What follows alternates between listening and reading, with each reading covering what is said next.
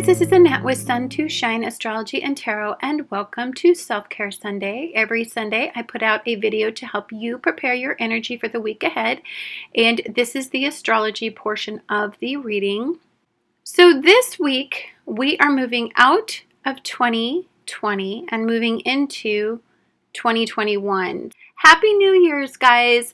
I think we can all agree collectively that we are all happy to see 2020 go. That was a really rough year, and it has pretty much shattered anything that we used to identify with, and it was just kind of brutal. And I was thinking about 2020 in numerology, and 2020 is 4. And then I was thinking about what 4 represents in numerology, and that was our structure, our foundation, what we build on. It's what we depend on. It's what we need for stability and security. A 4 is a very powerful number. It's the Emperor in tarot, and it's the leader and leadership roles and authority figures. Represents a lot to us, and I think as we moved into 2021, we're going to have a very different kind of year. So 2021 in numerology is 5, and 5 is the master number of change. And so we are going to see a lot of things change in our comfort zones. I feel like we're going to see a lot of things change in general, and we're going to experience some freedom. I think where we have been confined by rules and regulation and boundaries that kept us under other people's control, I think what we start to do in 2021, because we have the number 5 ruling that year, I think you're going to see that collectively we're all going to come together and we're going to start to be that voice of change. I think that we're going to take back some of the power that we have willfully given others for far too long. And I think that we are going to start to communicate more effectively about what we expect and we want from people who are in power and control. And this will be very good as we move into 2021 because things do have to change. Obviously, we can't continue on the road that we've been going down here with 2020, or we won't have one nation under God, that's for sure. So I want to talk a little bit about the energy this week. We are going to have a full moon in Cancer, because as we're tying up a 4, right, we're also culminating in Cancer, which is the 4th sign in the zodiac. And so we're ending something and we're ushering in something else. That's what happens when we have a full moon. It's a culmination. And so we're culminating that 4. And what I find really cool about this energy is I think what's going to make this imperative for us to be able to start to get collective and stand up for ourselves and start to push this into something that we progress and change is this hits where the heart is. You know, this hits our home and family. And most of us are feeling very protective and defensive about our home and family situations. Most of us feel like they're under a threat in some way. And I feel like all of us need to find something to focus on that will create hope and progression, because it cannot continue this way. It's also very highly emotionally charged when we're dealing with Cancer's energy. It's water-based energy, but it's also being opposed. And I like an opposition in Cancer's energy versus a square or a quincunx, because that's a nudge and that's the type of motivation that will push a Cancer to make a progressive change because they don't like to go outside of their comfort zones, and they really, really like to feel a sense of security if they're going to make a change. Like, they don't like a lot of risk involved. And I really like that we're getting some nudges from the universe in Cancer-based energy, meaning it'll emotionally charge us up enough to want this change, but it's not going to mentally overwhelm you and push you over the deep end. If you are really embracing the full moon in Cancer and its most positive energy. This energy is very positive. We have a lot building right now and some really negative energy externally. And so I think that most of us are really focusing on our immediate environment. And is it safe? Is it secure? What do you need to do to handle that, to make it to where it's safe and secure? Mars is going to be in Aries in 26 degrees. It's squaring Jupiter, which is in Aquarius, Saturn, which is in Aquarius, and Pluto, which is in Capricorn. So if somebody does challenge you and doesn't listen to you, this is going to initiate action. It's going to be that spark that you need to create action, especially if it's in Mars-based energy. Pluto is going to be breaking down and destroying, at this point, anything that no longer serves you. And it is a pretty destructive force at this point. And I think that we can feel that energy. Most of us can feel that energy, that we know that the change is coming. We can feel it in our bones, that a big change is coming. And I feel like for some of us, we're starting to just think about where we want everything to go. And we're moving in a different directions. I think logically and rationally, our brains are coming up with ideas and thoughts and inspirations for moving in a different direction, just kind of like as the energy is hitting us, because there's really no other way to solve our problems but in a completely different direction. And it feels hasty and it feels anxious if you are in the negative energy or the challenging energy. You can feel very defensive, and you can get easily triggered in this energy. You can get very upset very easily in energy like this. Combative, aggressive, those energies are definitely out there for you to feel. Because again, we're in very feeling energy, and it's a culmination and an ending. And I think the hardest thing about Cancer's energy is that endings are super difficult on Cancers because they tend to cling to the past and they don't let go. They're the crab, so they just dig their claws in and they just don't want to let go because it was once comfortable, or at least it was familiar. And familiarity is really, really important to Cancer-based energy. So I feel like we're clinging mercilessly to things that no longer serve us. And there's a lot of fear, I think, when we do that. And it brings out the negative and challenging energy in us. And then we start to fall into more of our poor coping methods than our empowering coping methods that can help us progressively move forward. We will have to have this conversation with ourselves that you will have to let go at some point.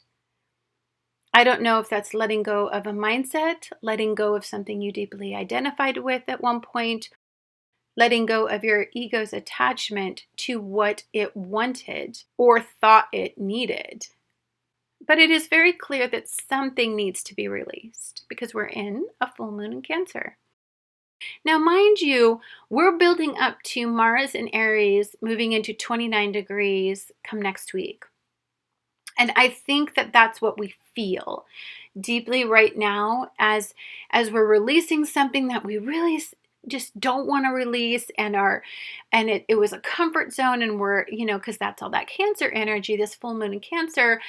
And then we're also deeply letting go of something that we once identified with as part of who we were. This is pretty intense energy. I think a lot of good can come from a good release like this. If some of you are just overwhelmed with your emotions and it's just, you're super angry about what's going on. Stop snoring. Honey, you're snoring and it's so loud, Pumpkin. I'm so sorry. Okay. What may be good for some of you is just a good cry. Honestly, I know that that's not very ultra masculine, but you don't got to do it in front of people. But just sometimes just go in the shower and just give yourself a good cry.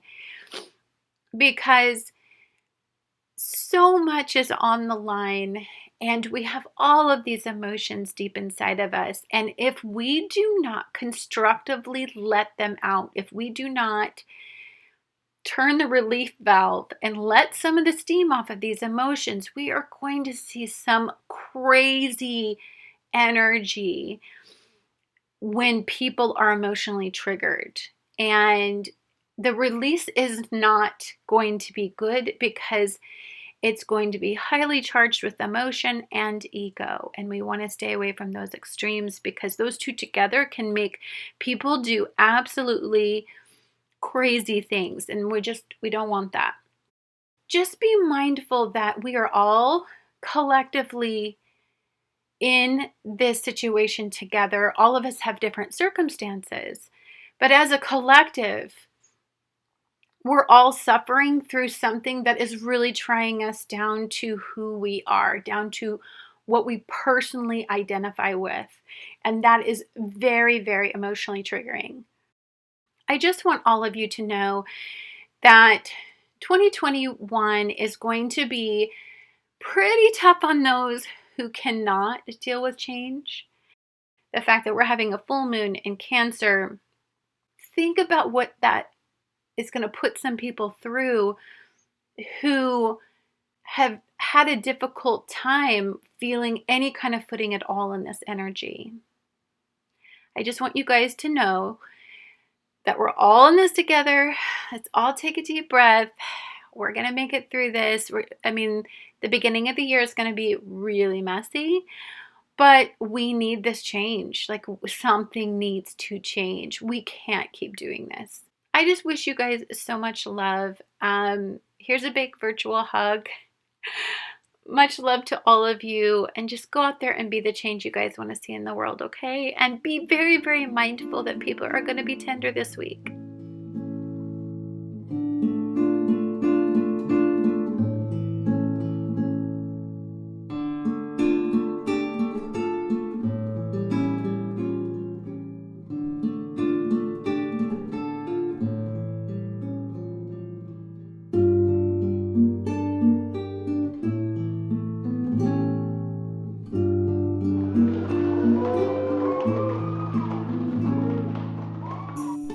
Hi guys, this is Annette with Sun to Shine Astrology and Tarot, and welcome to Self-Care Sunday. Every Sunday I put out a video to help you prepare your energy for the week ahead.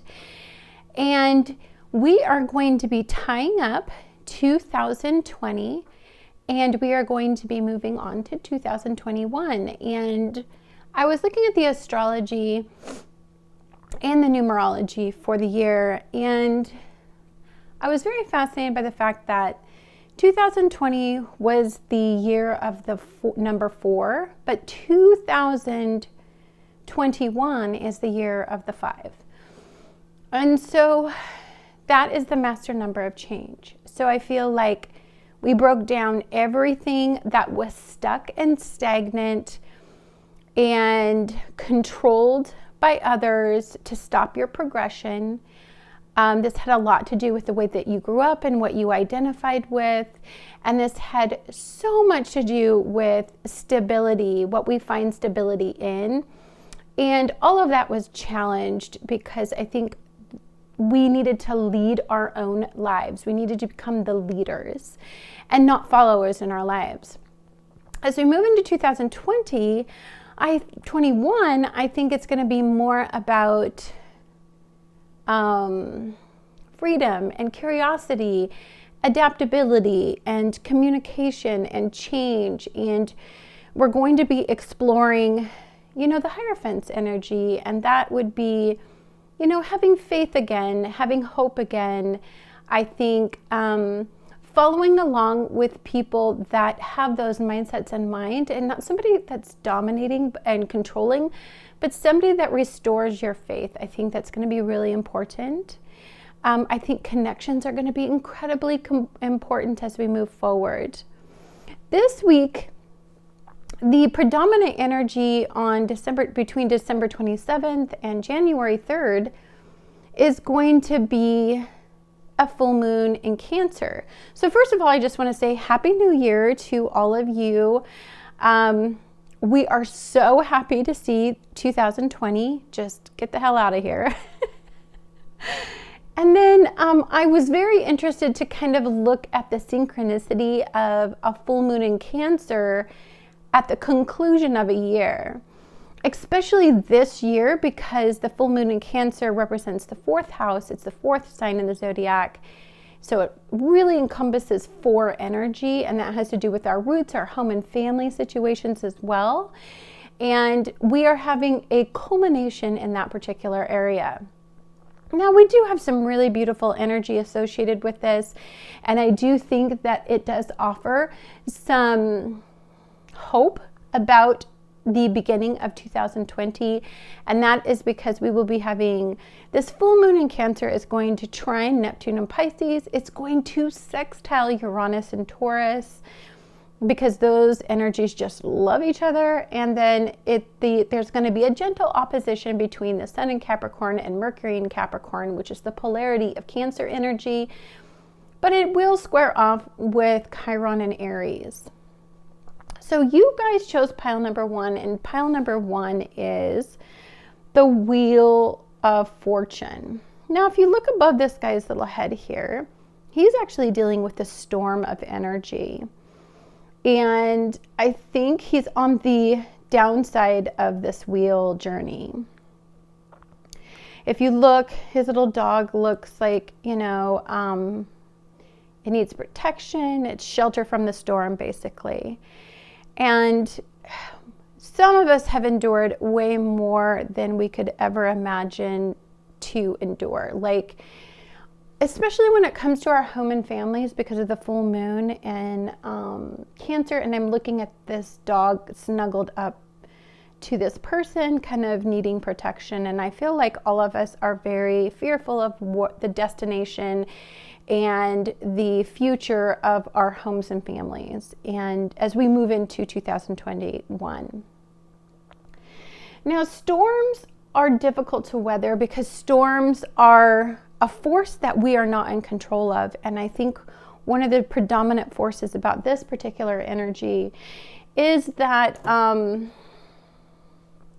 it's very scary for Cancer energy in particular to endure instability. It makes them feel unsafe and not very protected from the elements. Like they get really, really nervous about their comfort zones being compromised and their sense of security being compromised. So I feel like you might be feeling at the beginning of 2021 that you are weathering a very difficult storm that is making you really uncomfortable. So let's take a look at your energy here. So what is your T for the week? Okay, for some of you, this is career.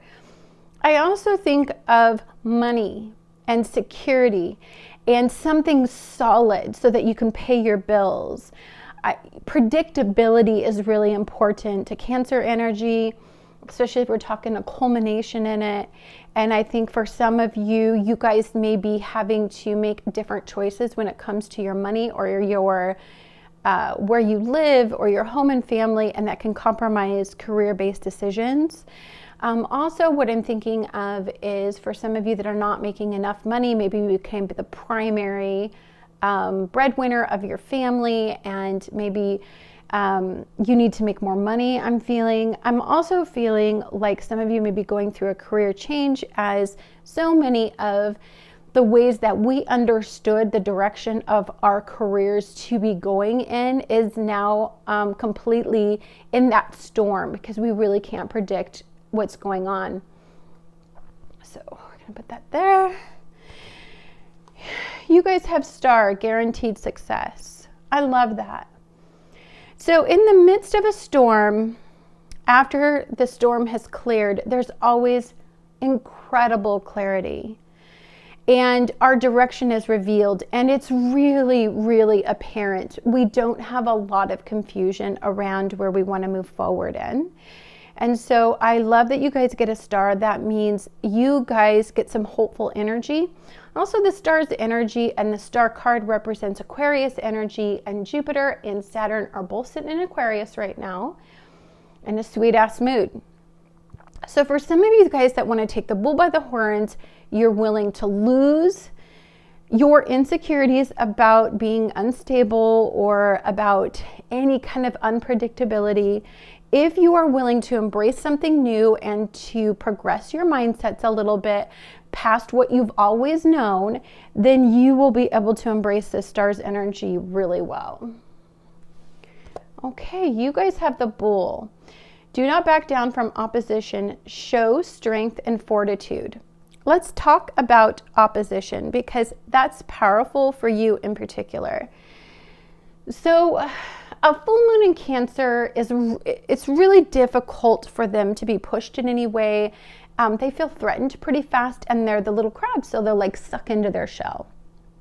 For you, what I'm seeing is that you're stubborn as the bull. You're not going to back down. And I'm feeling more of the mama bear, papa bear energy with you.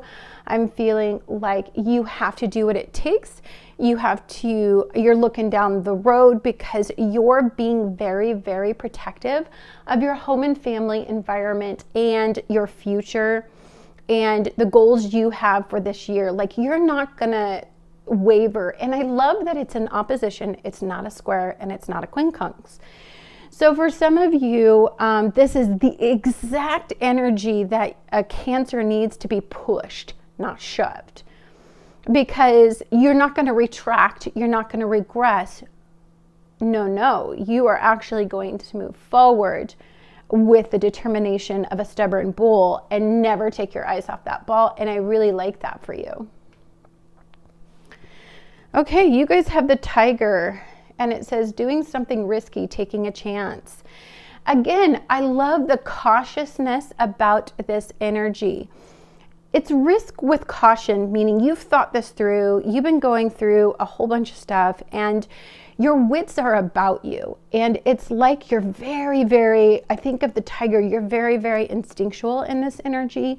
So taking a risk for you means that you are really following your intuition and trusting it, and that's going to help you know the direction that you need to go in. And I find that really beneficial for people who have that Cancer energy, because the ebb and flow of tides can be really hard and very confusing if you're in an emotional state. But I don't feel like you're so much in the emotional state as you are. You need to create some hope in your life. You want to move forward. You are done being stuck, and your instincts is going to tell you how to proceed. Okay, so let's take a look at your guys' soul card here. Ooh, look at this one. This is soul cards too. And first of all, the awareness and the awakening in this card is screaming at me. You guys are speaking the truth. You are done with, I don't know, saying what you should say, what's kosher to say, you know. You're just speaking the truth, and your instincts are also telling you who is not speaking the truth and which way, what direction to go in, like which way to go is what I'm hearing from this card. It's like because you're so elevated in your mind and you're so, and you listen to your intuition, I feel like you just have absolutely beautiful energy. And I also feel like you're very in tune with spirit. I'm feeling like you're very, very in tune with all of this adaptability and this change. I feel like because you're at the point of no return, like all you have is change. Let's take a look at your animal. Oh, yeah. You guys have the butterfly, which is air energy. And the butterfly is the ability to endure a circumstance for a really long time because you know that in the end it evolves and it evolves into something really good for you. And I feel like for some of you, this is a sign that the stormy energy that I see down there with the Wheel of Fortune, I feel like that's the air that you need to soar higher than your circumstance. Because sometimes I think what happens is we get stuck in our energy and we get really consumed by what is going on. But because we have Mercury in Capricorn's energy, what is going on in our immediate environment really has more to do with where we see ourselves down the line. You're not so hyper reactive to all the stimuli around you. You're looking at this as like a goals kind of mindset. And I like that because then that makes you focus on the end game instead of like what you're feeling right now. And that's a powerful place for you to be in. Oh my gosh, you guys have, whew, this is beautiful. You guys have intuition, you have orange, and you have 22. So I told you, I felt like you, especially with this card here, I felt like you guys were just incredibly intuitive. Spirit is in your reading because anytime you get a double number from me, that means that it is attached to the 11 and the 2. So you're thinking about your family, others, people that you're tied to. It's not all about you. It's about what's good for all. I'm also seeing, well, 2 and 2 is 4, so it definitely does have to do with your foundation.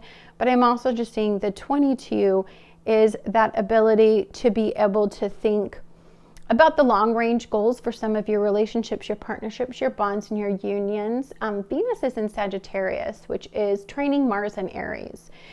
So this is about you taking action and kind of venturing outside of comfort zones, and about you moving forward in a brand new way, stretching those boundaries and pushing things beyond a comfort zone I see here. Okay, let's see. How does that look for you guys? Yep. Okay, let's take a look at planetary energy here. Tangle something. Okay. I love your guys' reading so far. I mean, it's really positive. I mean, I have a very prominent, I'm a Leo on the cusp of Cancer. So I totally get Cancer energy. And if you're going to go through a storm, it's just good that at least like this is the type of storm you're going through. Let's see here.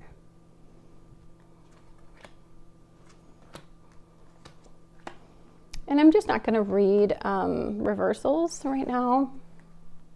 I'll just go ahead and turn these over.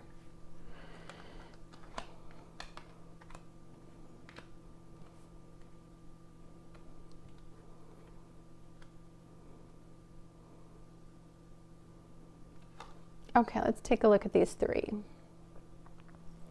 So we have the Sun in Capricorn here, and that is the 4 of coins.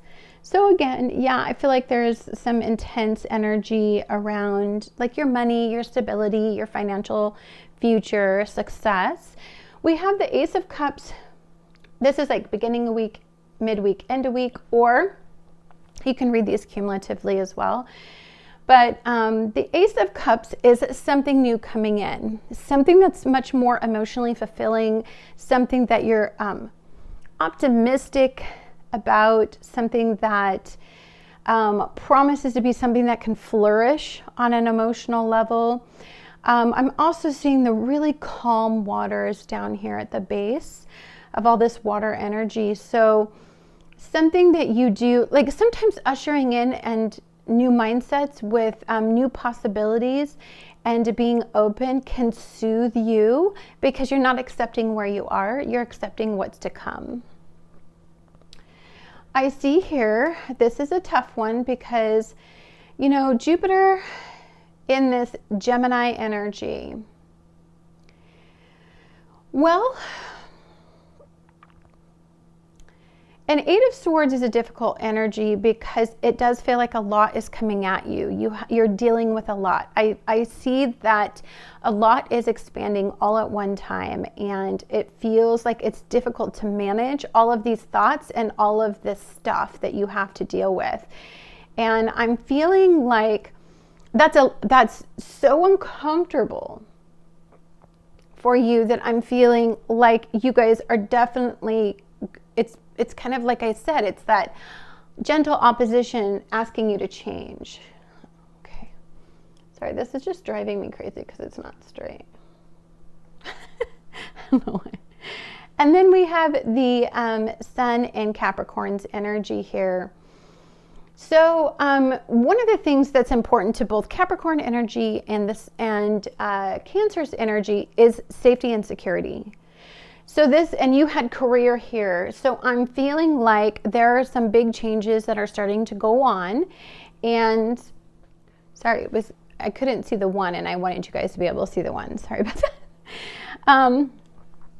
So I'm seeing that you guys have some pretty intense energy around your financial futures, your success, your happiness, that sort of stuff. And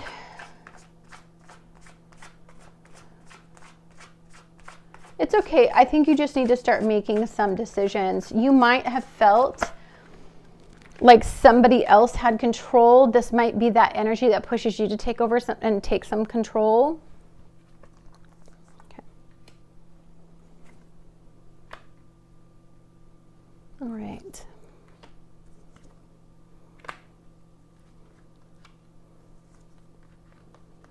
Ooh, that's some energy. Okay. Let's take a look at the Light Seers deck here. Okay. All right, guys, let's take a look at these three cards together. So obviously you need to make some changes. You do have predominant 8 energy. 8 has to do with success and abundance. And so I'm feeling like an 8th house is like renewal and rebirth, and I see that with your butterfly here. So I feel like getting stuck in the have-not energy is not going to cut it anymore. Feeling sorry for yourself, being consumed by all the disappointment and the disillusionment and all of the feelings that you get when you're in your 5 of Pentacles energy. Disappointed in the way that the world is moving, like the physical realm is there, the direction that it's going in. Like it's just been almost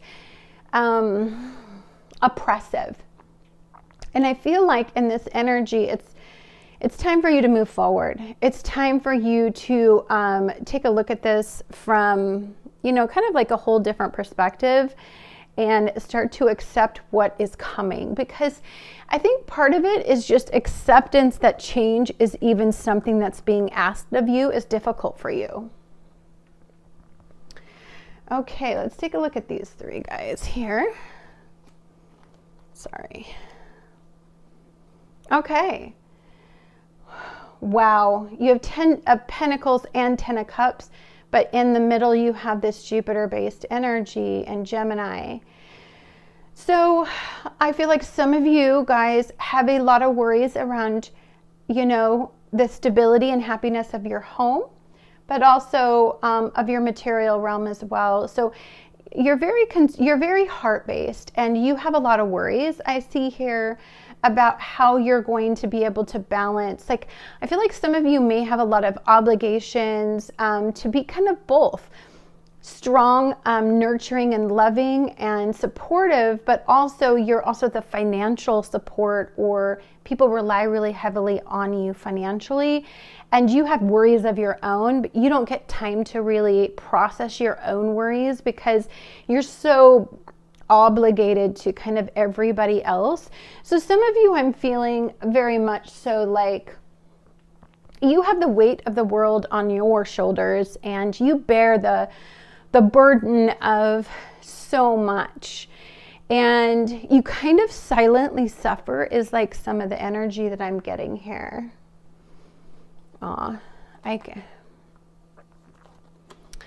So this is a longing for better days, when money wasn't so tight. You could go out and have a little bit more fun. I think you need a release. This is telling me you need a release. I feel like for us to get hopeful, sometimes we need a release, or to, let the steam out of the kettle kind of thing. Like, cancers tend to get, they stuff things for really long times and then they just burst. And that's why they are often told that they are emotionally unstable, when I don't think it has anything to do with that. I think there's an imbalance between the seriousness of life and the obligations and the storm that you guys have all been enduring, I feel like, as a family as well. And you are a person that I feel like is the leader in your household, or you are the person that always is emotionally soothing everybody and trying to make things better. And I feel like you have your own set of worries. You don't tend to yourself very well. There's not a lot of self-love in here. A lot goes on behind the scenes, I think, emotionally for you. And it's building. I can see it's building. And 2021 is going to help you adapt. I feel like you need a little hope and you need a little outside assistance, man. Like, it can't be all on you. That's what I see. So I'm just going to go ahead and organize these a little bit so I have more room. Oh, you have a big heart, but I think you just take on the burdens yourself. Oh, awareness. And look at this, guys.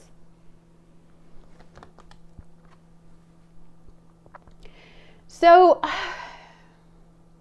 I think what helps you out is the truth, is knowing the direction of where everything is going. I feel like you are you make decisions quite easily when you have all the facts and you're extremely aware of what you have to deal with. Like, you're a person who really likes to know the details, like what you have to manage. And I think part of the frustration has been lately is that we really don't understand which direction we're going in. One minute we're being told we're getting a $2,000 stimulus, the next time it's $600, then it's $200, and I mean, one minute we think the vaccine is going to help, but the next minute we don't have the right doses. It's just like we are getting so much conflicting energy, and I think that's why you need to go back to your intuition. Intuition is the key through this. Trusting your gut, trusting that you are being guided. How teachable are you? 2021 is a year of change and adaptability and flexibility, and you need to be open to learn new things and to think differently. More importantly, you should be open for new conversations, and they might make you uncomfortable because they don't fit in with what you identify with, because we do have a square in Chiron and Aries. It's a place where we're tender. It's a place where we feel a weakness. It's a soft spot. But how teachable are you to deal with this particular area in your life? I mean, are you a person that you think you have to control everything, micromanage everything? I know that a lot of cancers have problems being controlling. They do it in a weird way. They do it passive aggressively or through emotional manipulation, but they are somewhat controlling, especially if they are in upheaval. They will kind of project their feelings onto other people because they can't manage their own feelings. And so how teachable are you to get past doing that? To be open, to get comfortable with being, unstable and not as secure as you want to be. How adaptable are you? Those are the questions I think that we're going to be walking into as we transition into 2021. Warrior. You are a leader by nature. You really, really identify with that whole head of household type identity. And I feel like a lot of people rely on you to be the strong one. And it goes back to, yes, you are strong, but you have limitations and you have boundaries and you have emotional thresholds. And you need to become extremely conscious of emotional thresholds so that you can communicate them effectively so you don't self-destruct an energy that's unpredictable and unstable. Party. You notice that you have 2 party cards here. Okay, so you guys are needing a little release. You're needing some fun. You're needing to celebrate, and it's been hard. It's been hard because we've been forced not to do so many of the things that let off steam for us. And I feel like some of you just really need to pursue those happy places.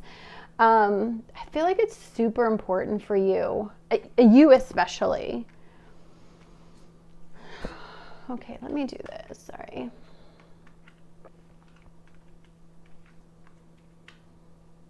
There. Okay, you have solitude.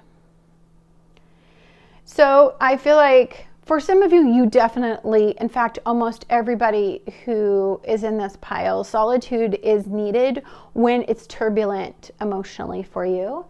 I feel like that's a place where you kind of restore your power and you plug yourself back in. I'm seeing, now it's funny, you had 2 cards of party, but if you look back here, there's a party going on and she's in solitude. So maybe you need frequent breaks from people. Maybe there are times when, you need to take some time alone and really do some self-care. Really focus on the way you're feeling and really get to know that emotional self.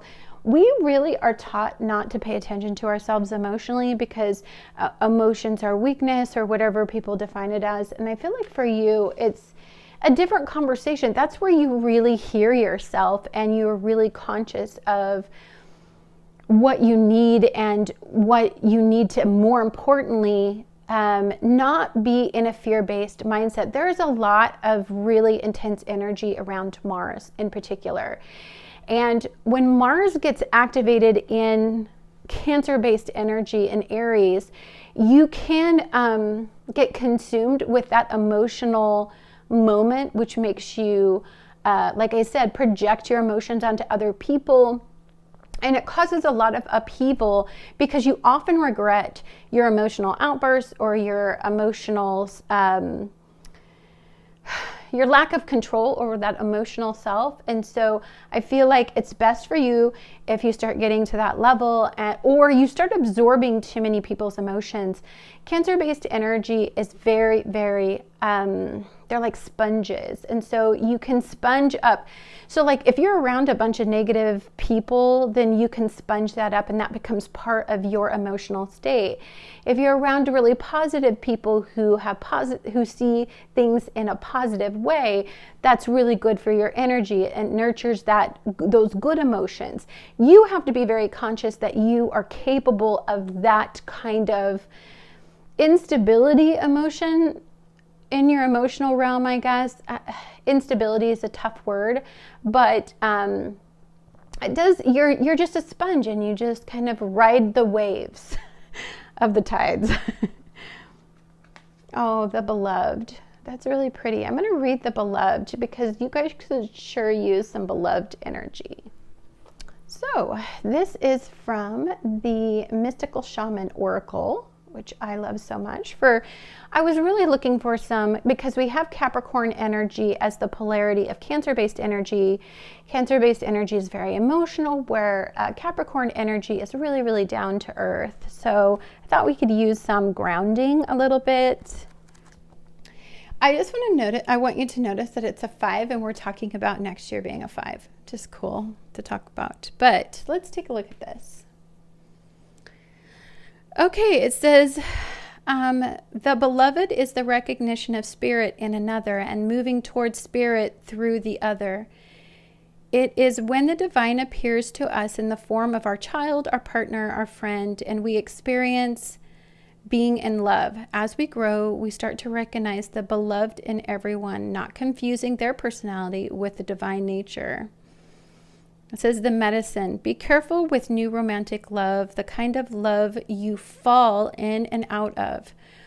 Own all the projections you have placed upon the person you are dreaming of, and remember that they are only mirroring back your own deep longings rather than revealing their true selves. If you fail to notice this, be prepared to walk through fire of strong emotions once again. I wish you could see what I do like behind the scenes. I think someday I should like film my entire process, because it's crazy that I'm like telling you all about your emotions and then we like get the beloved. But let's go ahead and put these aside. It'll just take me a moment to kind of set this up a little bit better. Okay, guys, let's go ahead and take a look at your charms here. I'm gonna have to come up with like a different theme song that I'm like humming all the time. Okay, let's take a look here. We have this little Starbucks coffee. I know that back in the day, like one of my releases was like going to a coffee shop, sitting, having a little Starbucks, and just, I don't know, that's where I did my editing, and that's where I would do a lot of reading. I just loved that feel of like being around other people, and I feel like we miss that. I feel like some of us really need like a sense of community. Cancers really, really love their people. And also there may be some really good memories around like going to coffee, maybe talking over coffee, you know, those kinds of feelings I'm feeling. Oh, we had this last week. We have the watermelon, and that's water-based energy. One thing I like about a watermelon is the percentage of water that is in a watermelon is really high. So some of you may be having really, really high emotions right now, lots of emotional energy. What I would suggest for good self-care when there's an emotionally charged time frame is that you really submerge yourself in your element. You drink a lot of water, like you go take long showers, you take long baths, anything where you really, really embrace this, like this energy. Also,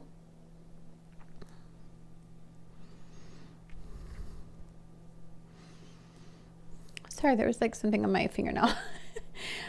Also, what I think is really great is the seeds. And you had the Ace of Cups over there. And let's see if I can get it. Yeah. So you have the Ace of Cups, and then you have this watermelon-based energy here. The seeds are representing something new. So I'm feeling like something new is coming in, planting new seeds, new emotional opportunities. But that's really beautiful energy I see right there. Oh, we have the caterpillar. So for some of you, it's the beginning of change. It's what's propelling you to change into your butterfly here, right there. I also see that, God, I don't know why I see this, but I see like a leafy green diet. Some of you may have ambitions for eating more healthy, getting the physical body, you know, kind of plant-based. I saw plant-based. I don't know why. Oh, this is a little parrot. Again, I'm hearing parroting energy. And I was telling you guys about the fact that be mindful of the people that you're hanging around, because you're an absorbent little sponge and you can easily parrot energy, meaning you can become the energy that somebody else is. And if you're around a negative Nelly, you know, you've got to be mindful that it can suck and ruin your energy. So you have beloved here, and you have this heart-based energy here. And so it could be new love, new optimism about the concept of love, or heart-based energy. Let's see what this one says. You guys got the 9 of Pentacles. Yes! You guys got a wish card.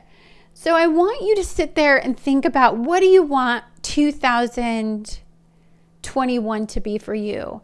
And you have to change. It can't be something where you're keeping something the same. Like, think outside of the box. Think about, it's something new that you're going to learn. Think that it's emotional based. It's where you can take the lead and you can be in charge of it. That's going to be really important and very empowering. And I'm also feeling like it's something that has to do with some financial stability, some financial optimism is what I'm seeing here. So for some of you guys, here, I'm going to put this back over here, make some room. So for some of you, I think the feeling of hopelessness came from when you, because I'm feeling very much so this guy. Whoops, let me get it. It drives me crazy when they are like looking kind of crazy. So for some of you, it's like this energy is just this, it's like a feeling of loss and remorse, and it's frustrating for me because I see so much hope on the table here, and we are going into a new year, possibly having new administration in the United States, possibly having a new way that we are forming our government, new rules, laws, regulations, and we're walking into the year of the Aquarius. So I feel like for some of you, you just got to be open to kind of anything. But more importantly, I mean, anything is better than the storm where you're at, right? Okay, let's, whoops. Okay, let's take a look at some words here. Let's form some words, baby. Positive 2021 words. What is a big energy for these guys? Okay. Okay. Okay, let's see here. Minnesota. I saw Minnesota right away. Not sure why. Midwest. I'm feeling very Midwesty energy in the United States of America. I see right away, I see phone. Phone energy, huh? Somebody, maybe a message, maybe hearing from somebody. Well, how can you see? I don't know what you can see. Okay. I have new camera equipment, so I have to work with the angles and stuff moving forward. It'll be a little bit of a change, which we both know we need. Okay. I see, kind words. I see encouragement. In general, I just see, wait a minute. We have 2 S's. Kindness. You really need soothing, kind words. You've heard a lot of bad words, and people don't understand the power of words, especially on an emotional level. They say things and they don't understand the emotional consequence of the things they say. I think you're really longing for compassion and love and kindness. That's what I'm hearing from Spirit.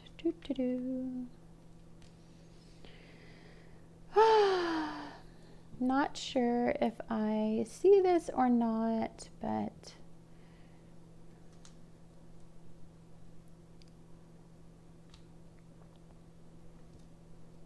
grateful. I've been thinking a lot about grateful, being a grateful person, and it's hard when you have a very ambitious mindset and you're threatened and there's some instability. It's hard to be truly grateful for what you do have.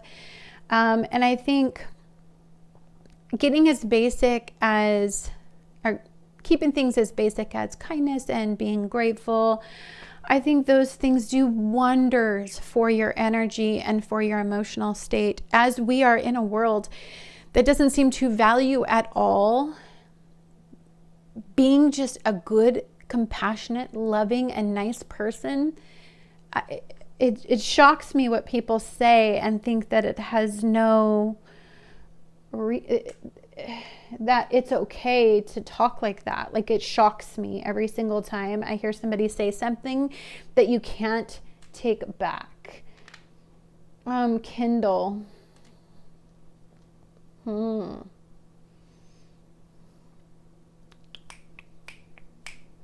don't have two E's, but kindling.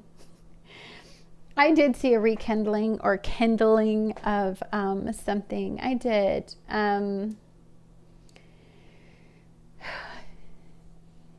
Maybe there was just a lot of stress between you and a person, and you guys said a bunch of things you didn't mean, and I'm feeling like the words that you guys say next time to each other might be a little bit more kind, and it's just, I don't know, it rekindles some sort of compassion and love, and I don't know, it feels really good because I see this beloved in this. It did say to be careful, so I would definitely be cautious of the people that you trust with your heart again. So Cancer-based energy, they do tend to give people chances over and over and over again, especially people from their past, because that's their comfort zone. Be mindful of that, because you want to be cautious with doing that. Oh, okay. I see rain. Well, rain is soothing for one. For I'm what, a 28. I have 28 degrees, I think, almost 29 degrees. I have like 28 degrees in Cancer. And rain, when I get emotional, is very, very soothing. Sometimes I'll just put it on my TV. So sometimes the gentleness of the rain is like, you can actually like close your eyes and feel it pulling away your negative emotions. Listening to rain is super soothing because it's like the universe is crying away your pain. That's the way that I always look at rain. I know I'm a very visual person, so that stuff works for me. It may not work for you.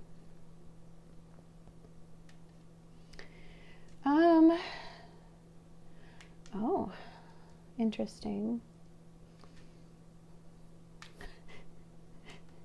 I see social.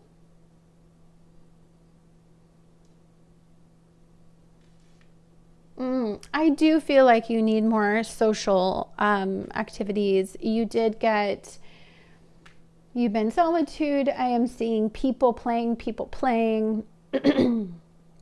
Sorry, my throat. I see party. I think some of you know who's a great hostess? Cancers. Like, they love to make everybody cook and make a big meal. And it's just that social activity. It makes them feel like freaking alive.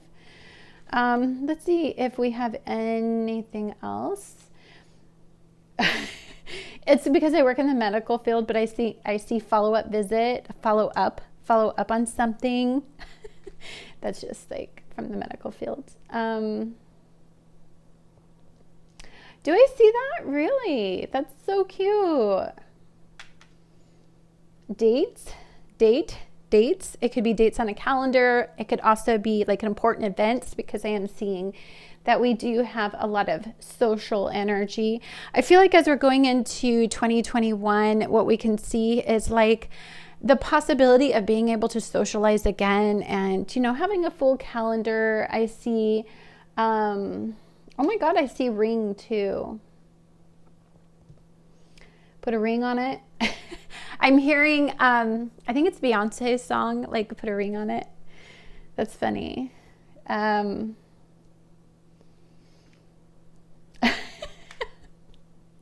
This yelled at me, you pig. Like, that was like not, oh.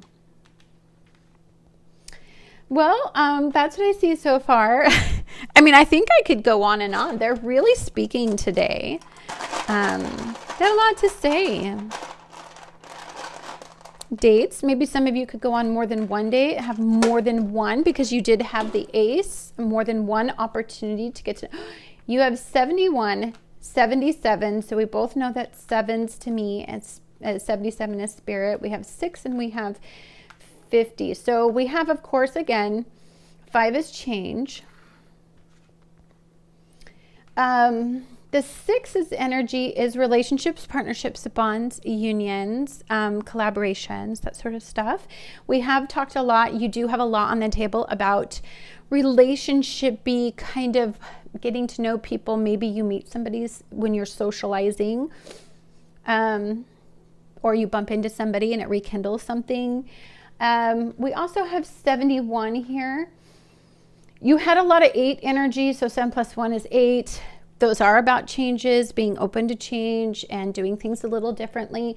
But also 7 and 1 can mean 7 is just really be open and explore things a little deeper and trust your instincts whenever you meet somebody. Like, no matter what they say or how they say it, like, trust your gut is what I'm hearing. And then we have 7 and 7, which is 14, and then 5, like, it depends on how you want to break it down. But also just 7 and 7 is just that ability to, again, you're looking for this on a connection with somebody who is more on a spiritual level. This has to be something that's like a really, really deep connection for you. I feel like you need to, oh, there's like a little card here I didn't see. What one is it? Oh my gosh. Well, it's the 8 of Pentacles. Working hard. So you have the 9 of Pentacles, 8 of Pentacles. So maybe wish for something in that physical realm that will make you emotionally happy and re-energized and hopeful again, because that energy is huge. Anyhow, guys, thank you so much for watching. Much love to all of you. And just next week is going to be challenging. I did put out a video about it that you can go check it out on YouTube. I just wanted you guys to be prepared in advance because it's a whopper. It will be a catalyst for change as we move forward into 2021. But just go out there and be the change you guys want to see in the world. Have a lovely week. Bye-bye.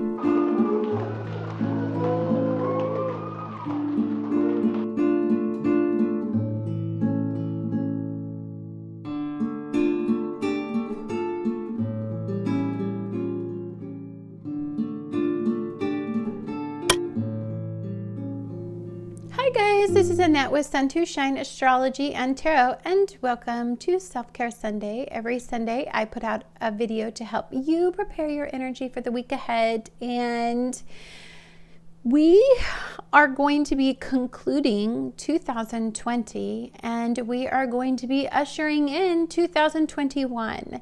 Now, first of all, I want to say Happy New Year. Anything has to be better than 2020.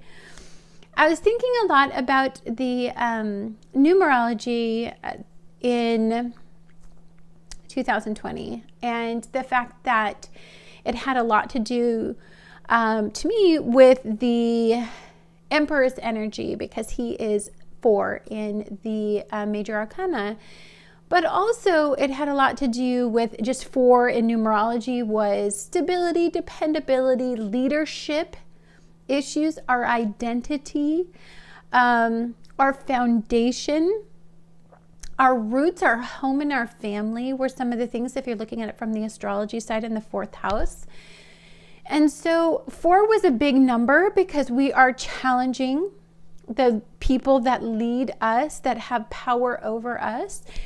And things that we deeply identify with, we challenge that. And that was super difficult. And in particular, I think what is fascinating about this, as we move into 2021 and we're moving into 5's energy, which is all about change, adaptability, flexibility. We are exploring new options. This isn't about going it alone as much as it is about communicating about how we're going to do it together. I also feel like this is a lot of conversations about what we want moving forward, because the 5 embraces the Hierophant's energy. And the Hierophant's energy is all about faith and hope. It's about beliefs, believing in something, right? And I think what's really important about the Hierophant's energy is we want to follow somebody that we think will steer us in the direction and put us on the right path. It's not about being selfish and self-oriented as much as the 5's energy is about a curiosity. It's more about exploring your options and kind of like diving into what could be, what might be kind of mentalities. And I really like that about the 5's energy, because we really do need to explore a little bit differently. Now, Jupiter and Saturn just went through a big alignment, and that alignment was in Aquarius energy, and Aquarius energy is our future. It's new advancements in the future, new technologies, new ideas, progressiveness mostly. And so I love personally for you that you guys in today's reading picked, it's the positive out of the 3 cards, to be honest with you. And it's the Leo's energy, it's strength. Strength has a lot to do with what you've endured, what you had to be strong through. I think that it was a challenge. You had to discover who you were through some sort of trial or tribulation. And what you found out is that you have more power than you think you do. And that is really, really remarkable in energy like this. It's also that ability to tame the beast within. When I see the lion's energy and I see her embracing this energy, there is this lion that lives inside of you that could easily go out of control. Like, you have a fiery temper. Some of you may have fire-based energy in predominant parts in you. Also, you could just be very fired up right now. We have a lot of Mars-based energy. It is really being tested, but I feel like you guys are getting that under control. I feel like what has been, I think, modeled for us in general is that it's really distasteful when we see people out of control. And we see how disgusting their behaviors are when they're fear-based and selfish and have self-oriented motivations. We see what it's like when people are impatient and can't wait for results and don't want to see how things play out. They don't make really rational and logical decisions. It's all instinctual and ego-based, and that's a very distasteful energy. So I feel like pile number 2 in particular, that beast does lie within somewhere, but you have tamed it. And where you are putting all of your fire-based energy into, this Mars and Aries-based energy into, is stretching those boundaries. Releasing yourself from confined and conventional ways of living. I feel like some of you are ready to explore your options. You're ready to take a risk in a really positive way, not in a fear-based way. because it would be really easy to do that in energy like this. I feel like some of you are very aware and you are not delusional about what's coming, and you know that you have to be strong and you have to endure a circumstance. So the week that we are going to be talking about is December 27th through January 3rd. And this year in particular is all about moving forward in a new and progressive way.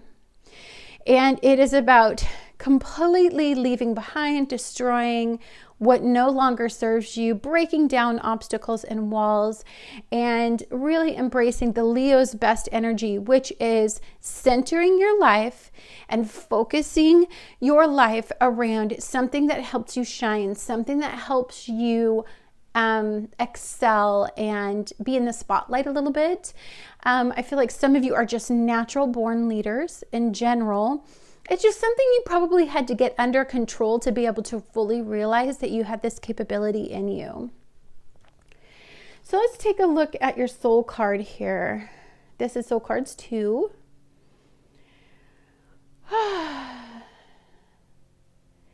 So the funny thing is the leaves to me was hiding. I feel like some of you guys used to hide behind a facade.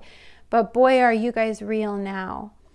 You guys are real, you're aware, and I feel like it's a level playing field for you. You know, you don't have to keep up a facade. You don't have to appear to be strong all the time. In fact, I think where people will follow you very, very easily is in the fact that you're a survivalist and that you have really, really sharp skills in really dealing with your reality. And that's very, very attractive for people that may not have pulled down that veil, these leaves I see here. Let's take a look at what is your guys' tea for the week. You guys are concentrating on success.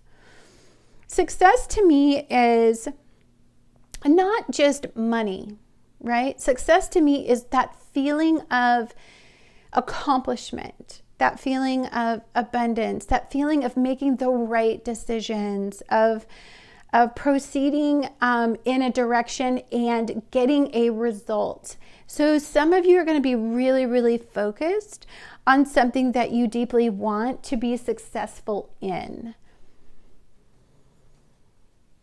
I'm feeling like your weakness too, like something you have learned from your weaknesses is going to be very motivational for other people. You have the Camel, persevere and you will overcome problems. So a camel to me, I feel the resourcefulness of the camel's humps, you know, and the fact that they can endure these extremely long periods of drought. And their body has set up a mechanism for them to be able to endure some of the most extreme circumstances.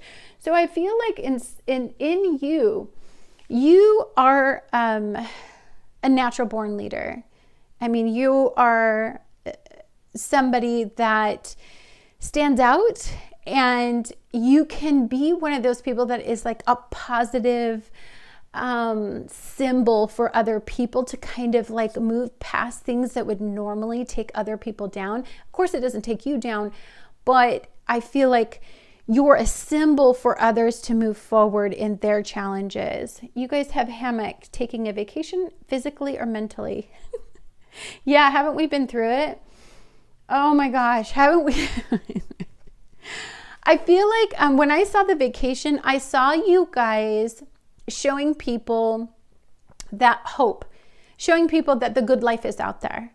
I see you guys like having these really incredible experiences, and those experiences are what motivates others to want the same experiences as you. And I don't know, like you shine that way. For some reason, it's like you're a light for others. I see torch. It says spiritual development, enlightenment, awareness, and understanding. So one of the things I think that you're going to learn very quickly about yourself is that you are the light at a very dark tunnel for a lot of people.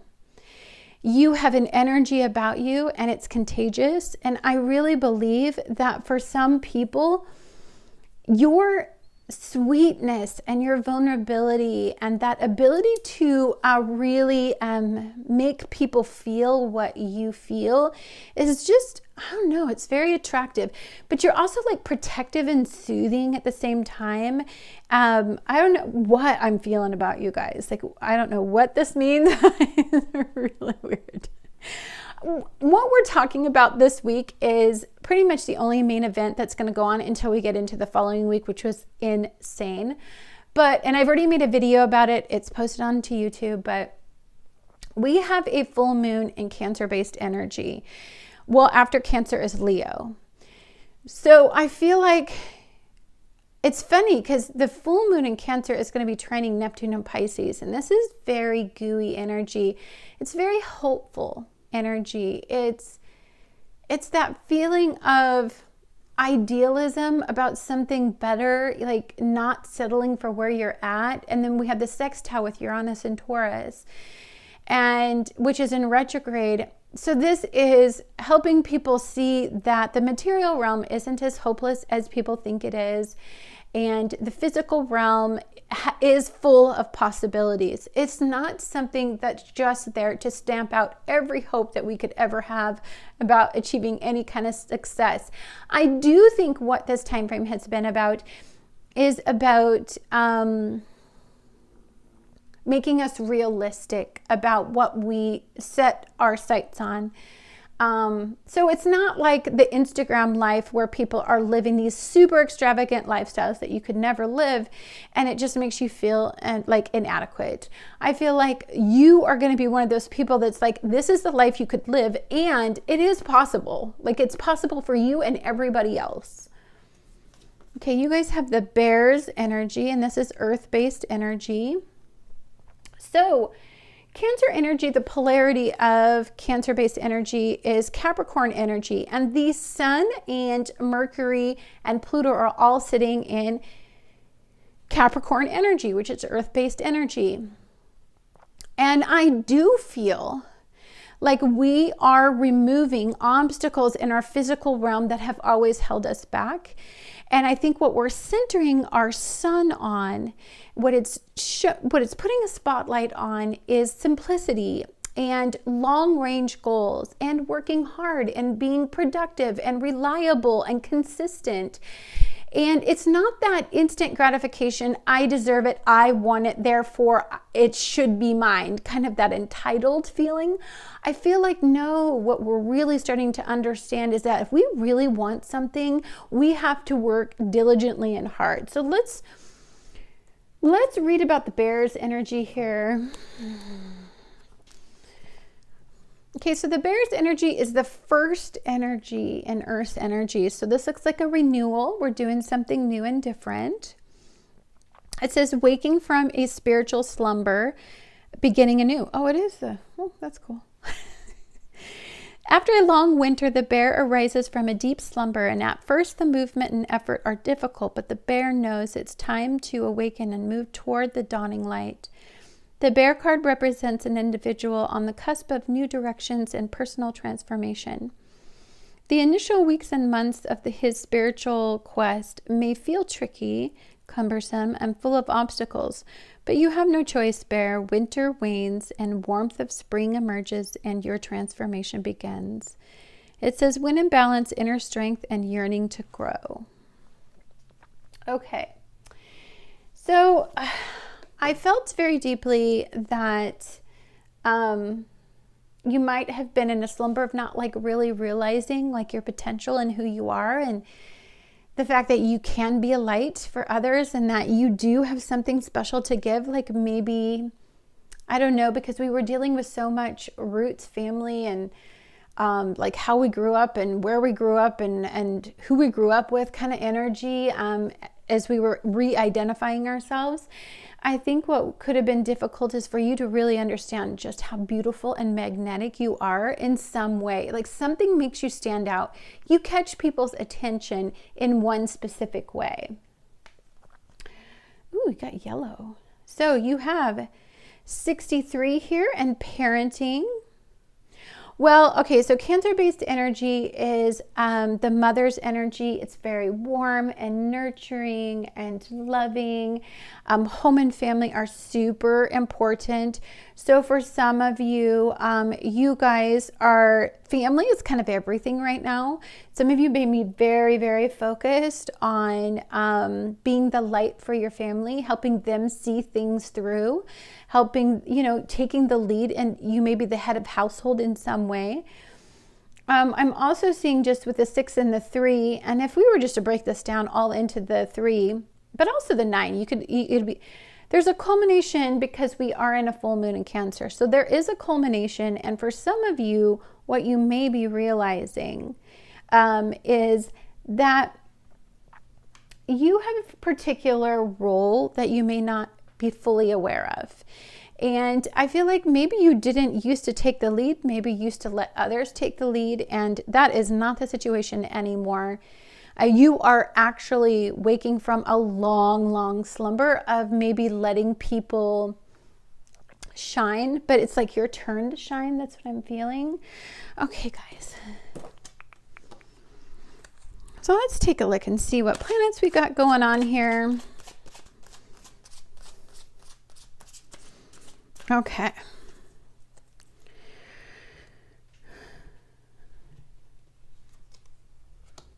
You have the King of Wands,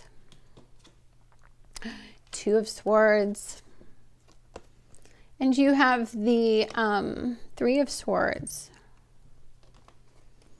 Yeah, I did feel like you guys are on a journey mentally, a learned behavior. I feel like for some of you, you guys had,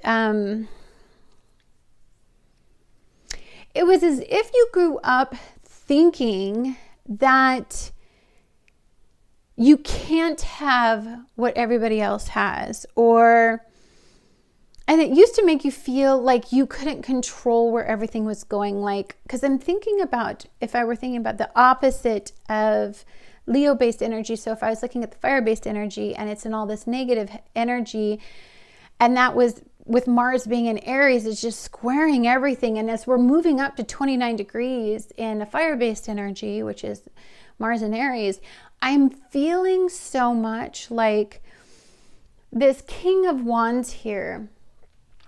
A King of Wands is Leo-based energy, right? And it's very authoritative. It's a leader in a fire-based energy. It's not being scared to take action at all, take a risk, no problem. If you are passionate about something and heart-based about something, you have no hesitation to go after it. You're very bold and you're very, but it's funny. I'm looking at the fact that you have all this energy in you, but we have these 2 energies here. We have a 2 and a 3 of Swords. So Saturn in Libra, and then we have in Libra, again, the moon. So I think you guys, for some reason, when it comes to relationships, partnerships, bonds, and unions, you have convinced yourself that you are in the have-not category. You're indecisive. You don't know how to proceed. I feel like in this particular area, I feel like others used to control you. I feel like when it comes to your heart, you're very, look at her crying. You're very sensitive. And I mean, your heart really leads you on a wild ride, huh? And I feel like for some of you, you've convinced yourself that you just can't be happy. Because like with the 2, she can't even see happiness in her situation. Her brain doesn't even allow her, whoops, let me do this. Hello. There we go. Sorry. Her brain doesn't even allow her to see the possibilities anymore because her logic tells her that she can't have something. You're probably breaking free from that. What's probably being ended and culminated on for you as you are starting to step up and step into your power, as you are starting to become empowered in who you are. And that's what this whole entire friggin' 2020 was about learning what we really, really deeply are. So let's take a look here. Let's shed some light on this through the Light Seer deck here. A lot of yellow. Yellow is happiness. The pursuit of happiness. I'm seeing, yellow is very prevalent.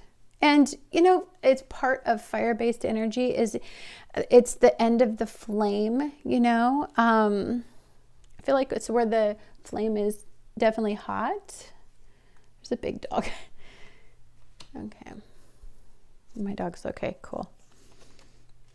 More Libra energy. I'm seeing a lot of Libra stuff. Ooh, I love her so much. It's funny. You have, I love him so much. Okay. It's funny. You're like the king of the jungle there with your lion all tamed and stuff. And you have this King of Wands here. I'm also seeing that there is a sweet side to you. You're very sweet. Like when it comes to matters of the heart, you're kind of a little smushy. And I don't think you have as much control over your heart. I feel like you're idealistic. I feel like you are always ready to hope for the best. Like you're a very hopeful person. And I feel like just because I'm looking at these three guys here,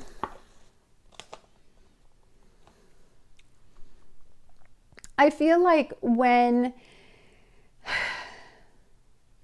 you were a kid, you may have been criticized. You may have been a very, you were a very outspoken little kiddo. You were just living in your best life. I mean, I don't feel like you were very inhibited as a kid, but I think you were taught to and criticized, and so therefore I feel like you learned to hold yourself back. So part of the Fours energy, 2020's energy, is getting down to the roots and how we grew up and what happened to us when we were kiddos. And I feel like for some of us, that's really where our foundations start if we want to get serious. I mean, our external world is just a reflection of how we internally feel. I mean, you can tell the people that weren't raised well because they hold themselves back, they sabotage themselves. I mean, they do lots of self-destructive things, but it's usually learned. It's not what they're brought into the world feeling, it's what they were taught. And I feel like it's a time for you, as far as with this full moon in Cancer, to release all of that and to get back to who you used to be before, all that imprinting happened. All that negative energy happened to you. Okay. So I feel like if you're in the moment, you just live your best life. Like, I feel like you're very, like your surroundings are very much, they make you very passionate.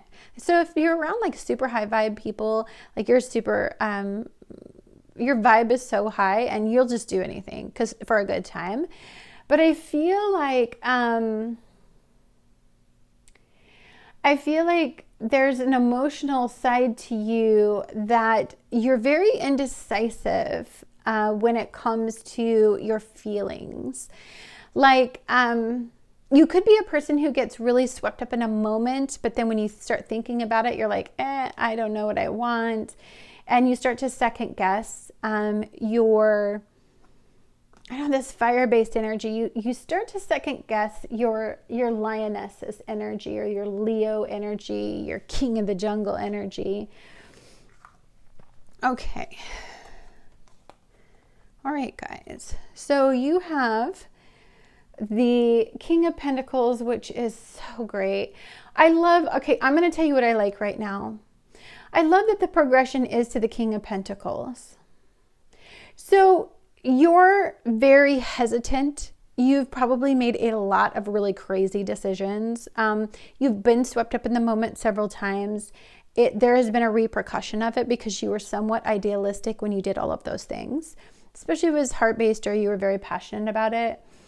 And I feel like now you tell yourself the worst possible scenario. It's like you're your own worst enemy. It's like you constantly have this paranoia. It's like almost a feeling of paranoia to me about the fact that someone that you care about could hurt you, and it's controlling your thoughts.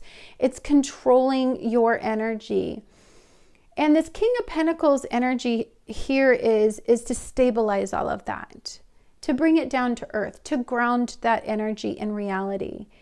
I feel like there's an imbalance here between what your instincts tell you that you should do and what your rational, logical mind likes to talk you into. It's like I feel like you don't trust yourself, and you're constantly saying, I see this Five of Swords and I see the Moon and I see this Judgment card. It's like negative self-talk is what I hear. Okay, well, let's hold on just a second. Let me move these around.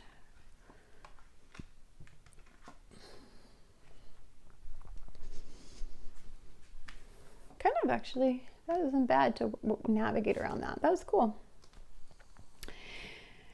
Be spontaneous. Well, I feel like your brain is in the way of doing that. I feel like you are inherently and instinctually a spontaneous and very fun person.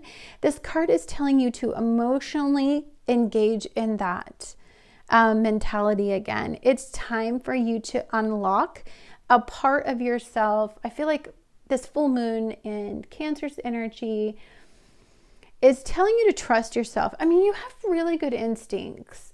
You've spent a great deal of time alone, kind of learning about a part of yourself. And I feel like I just hear that you were always told that part of yourself wasn't great about you. Selling out. Yeah. When we listen to the rhetoric, we sell out our souls to what the potential was going to be. Like, we just sell ourselves out. We're not tapped into our source. We're not tapped into our potential anymore. We're believing what is being told to us that we should be. And all it does is hinder your potential, but it's also, I like the word selling out in this particular scenario, because you've convinced yourself and you believe what people, because I'm seeing all the Libra energy here, people have told you things that aren't true. They're not accurate about you. I think it's good to look at people as reflections, but if you're around a bunch of people who were fear-based because you were fear-based, so the reflection was fear and fear, it was just to show you that you're a fear-based person. It wasn't for you to believe and buy everything that people have said about you. Oh, you have the Inquirer upside down. So let's see what this says in these side cards.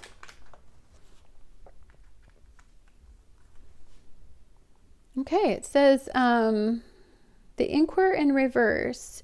It says you can take it to mean that the questioner is having self-doubts, problems with self-esteem, or feels that he is or she is inadequate or has failed in some way.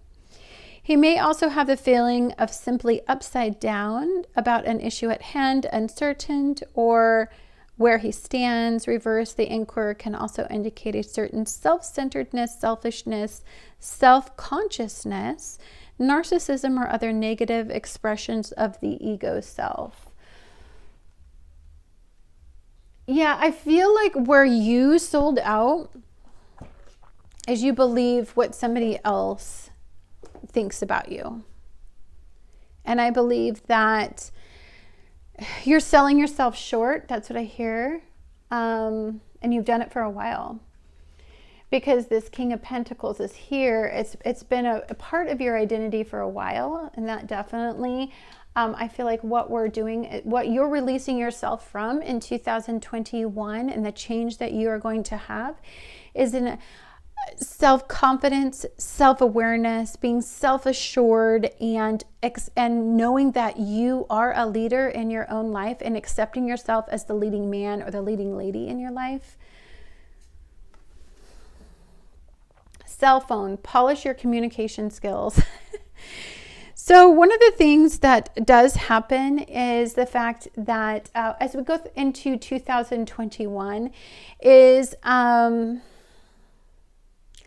maybe somebody didn't allow you to fully have a voice, and maybe some of you aren't really good at, you know what I'm hearing? I'm hearing like a speech impediment, or maybe you just, I don't know, you didn't communicate effectively when you were young, or when you did try to communicate with somebody, like I hear that they didn't let you have a voice, and so you just learned to doubt saying what is on your mind or communicating about the way you feel about something. Like you have hesitation or doubt, I hear. Or maybe you're not good at like picking up the phone and making the first call, taking the risk. Like I hear that you kind of like to wait for other people to reach out to you. Like you are not good at like reaching out to other people. You don't have the confidence to pick up the phone yourself. You wait for others to take the lead when it comes to wanting to hear from somebody or talk to somebody. That's what I'm hearing. You have vision. Ooh, that's really beautiful. And look at this card here. Look at these cards together. So the Soul card, this one is fierce and wants to be in the limelight and doesn't mind being the center of attention, because there's a confidence and an air about this person. And I feel like with the Soul cards, it is breaking you free from your hesitation and your reserved demeanor. I'm hearing that you may have like, I don't know, I hear dimming your own light.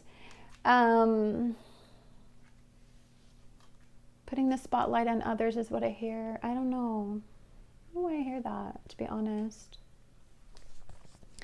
But your energy is supposed to be this. You're super intuitive. You're very smart. You're very intelligent. People are really guided by you and guided by what you have to say, if you ever say it. I'm feeling like you just, I don't know, like putting yourself out there is kind of hard for you. Oh, you have the Ghost Dance. Let's read this one. Let's see what this one has to say. Okay, let's take a look at Ghost Dance here. It says, the Ghost Dance of the American Plain Indians united the spirits of the living with those of the ancestors to bring peace to the world. When the ancestors are honored, they bring harmony to us. And when we hold them responsible for all that is wrong with us today, they haunt us. Honor the spirits of the ancestors and receive their lessons and gifts. This includes honoring your own past lives. And it says the medicine. It says, if you are trapped in a vicious cycle of nostalgia, mourning a lost youth, or opportunities missed, it is time to make an altar for your ancestors. Collect a few photos, light some incense, offer sage, and then open the windows of your home to release them to your destiny and to the wind. Be wary of being snarled in a relationship with someone from the past lifetime, as people we loved or hurt have a way of reappearing in our lives. There is no learning for you there anymore. So selling, okay, I'm going to tell you what I see right here, because I feel like this is where you get a little bit hung up. Here, let me go around.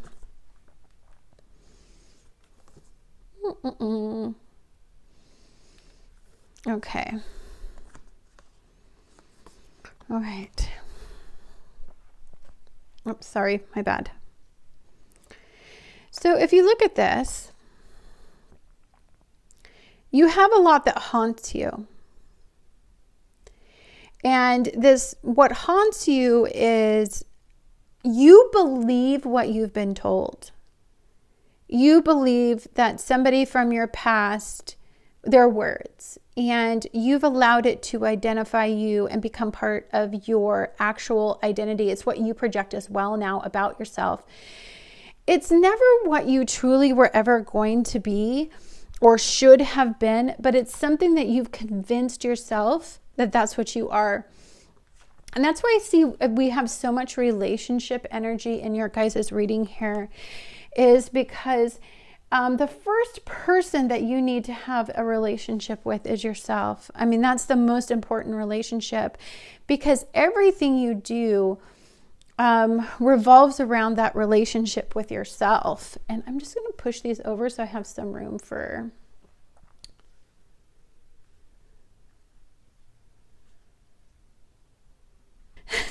Had to do something really quick. Okay, so is this off camera? Oops, yes it is. Okay. All right. Whoops. Okay. Let's take a look at everything here. It's funny, you guys got the infinity sign, that's Leo energy. But that's also what comes around goes around. It's also what you believe about yourself to be true is true. It's that, I don't know, like a cyclical cycle.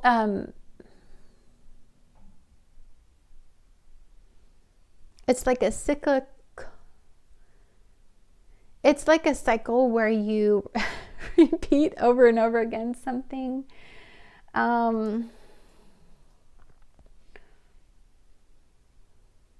I mean, Leo energy is about strength and getting hold of that cycle and making that cycle, the energy that you put out, then you receive back, but it works for you, instead of always attracting the type of energy that doesn't work for you. This is a little pig on it with a little heart on it with wings. When pigs fly, I heard. Maybe some of you don't believe that you can be what this is telling you you can be. Maybe your mindset is like, oh, when pigs fly, I'll be able to call somebody or reach out or make the first move or put myself in the spotlight. You really have, I feel like somebody has really dampened your sun somehow.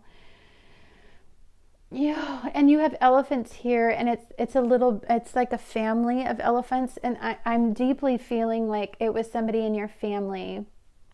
Somebody in your family made you, it's almost like they wanted you codependent on them or something, like they wanted you to rely on them, and so they knew you were a leader, they knew that you were always supposed to shine, but for some reason, I'm hearing that intimidated them or scared them in some way, or some relationship, maybe something when you were first in relationships when you were young, something, but it made you dim your own light, and you didn't have confidence in yourself after that happened to you. Trust. First thing you got to do, guys, is trust yourselves. You will never attract trust into your life, anybody that you can trust, any situation that you can trust, until you fully trust yourself and have faith in yourself.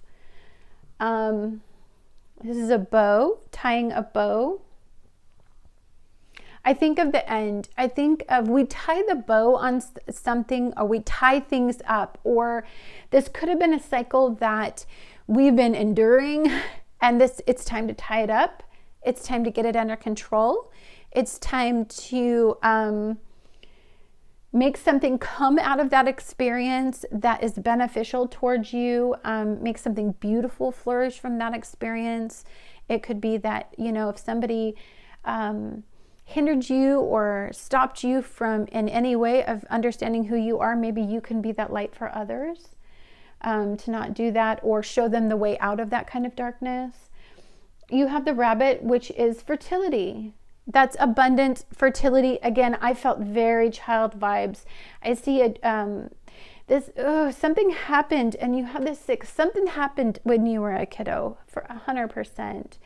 It's something that you'll unlock. It's something that you'll figure out. We don't have a key here.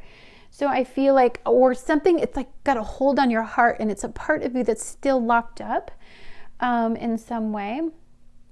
You don't see this, but we have the Lovers card here that has to do with Gemini energy, dualistic energy, adaptability. I'm seeing all of that as we're moving into this 5-based energy. It's a change in relationships. And this doesn't have to be romantic. You could be this way in any relationship. It doesn't have to be with a romantic partner, although that usually can mean that. It has to do with maybe some opposition or something like something different. Maybe the yin to your yang in a relationship. You have 5 again. You have the 5 of Wands here. And the 5 of Wands is really being able to be strong in who you are. Again, this has to go back to, you're supposed to be this King of Wands here. You're not supposed to be, and you're supposed to be that Leo energy there. You're supposed to be in the limelight. You're not supposed to be dimmed. You're supposed to be somebody that people follow. You have the King of Pentacles here as well represented. So the King of Pentacles is somebody is very successful in the material realm, somebody who stands out, somebody that people notice. I'm feeling all of that energy from your guys' cards here. So let's take a look at, okay, let's take a look at your guys'.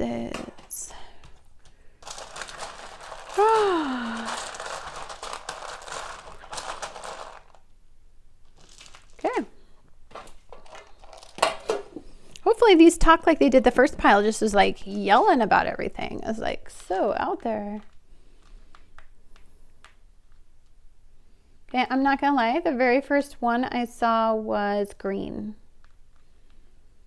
Green is, I hear envy and jealousy. I don't know why.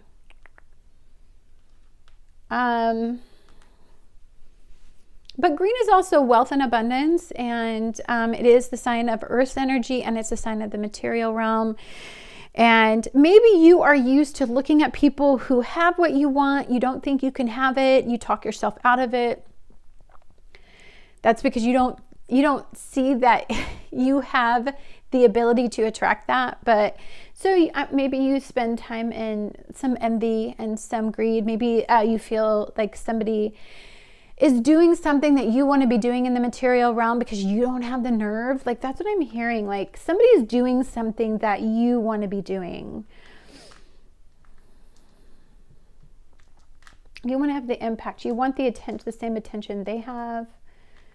I don't know. I definitely do hear that. Let's turn all this over here.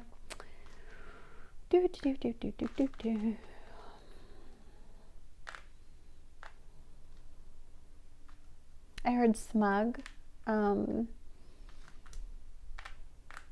think it makes somebody feel good that you kind of, or somebody envies you and they say critical things of you to kind of keep you down, kind of keep you, I don't know, I'm hearing like they get smug when they do that because that way you can't see how magnetic you are. And I don't know, like somebody's not a very nice person. Let's see here.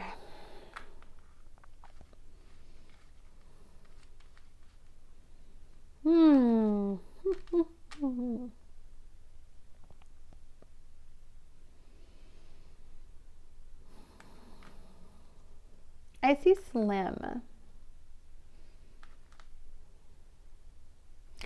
I heard, I'm not gonna lie, like I heard somebody like making fun of some sort of weight issues. So like maybe you were scrawny, twiggy, You're just skinny, and maybe that used to make you feel self-conscious, like you weren't as curvaceous, or you didn't have like the bling that other people have, like, you know, the bod.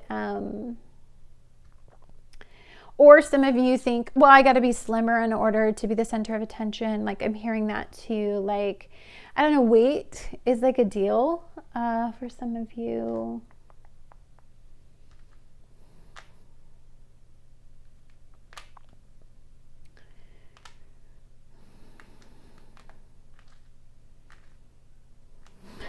I just take it away. Do I not have a D? Oh, for a second there, I thought guarded. But I guess not. I heard gaunt too in my head. I heard that.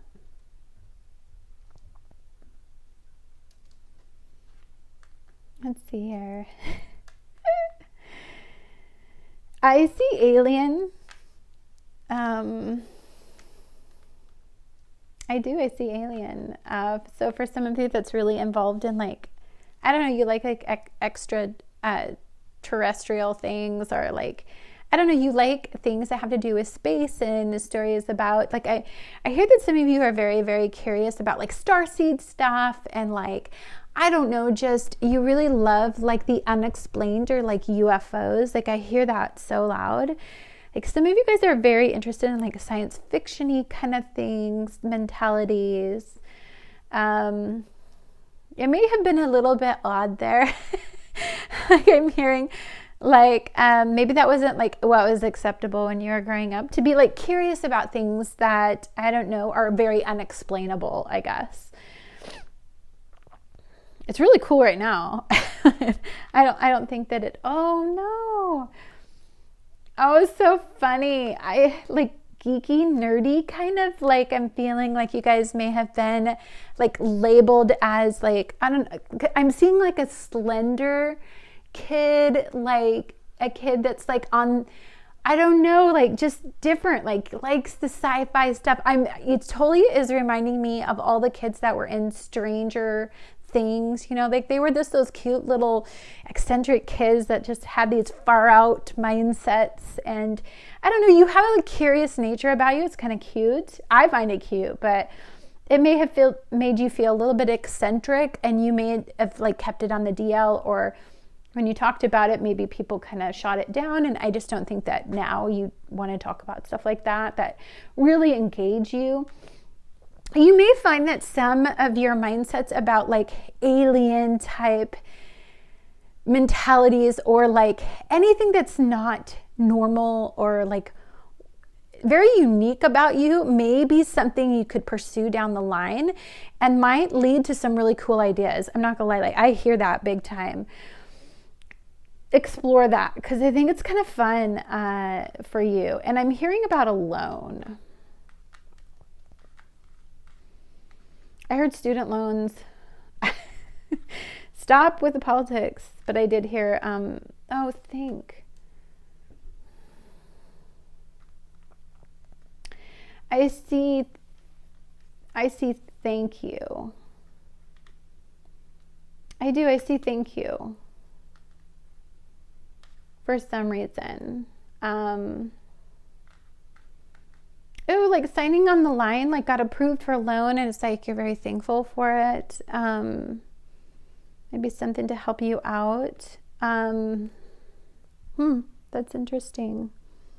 I also saw it like teen, like your teenage years might have been a little tough, or your teenage years might have been something you realized about you, or it may be kind of the area that you're kind of stumped in a little bit. Rolling on the floor. This is what I see too.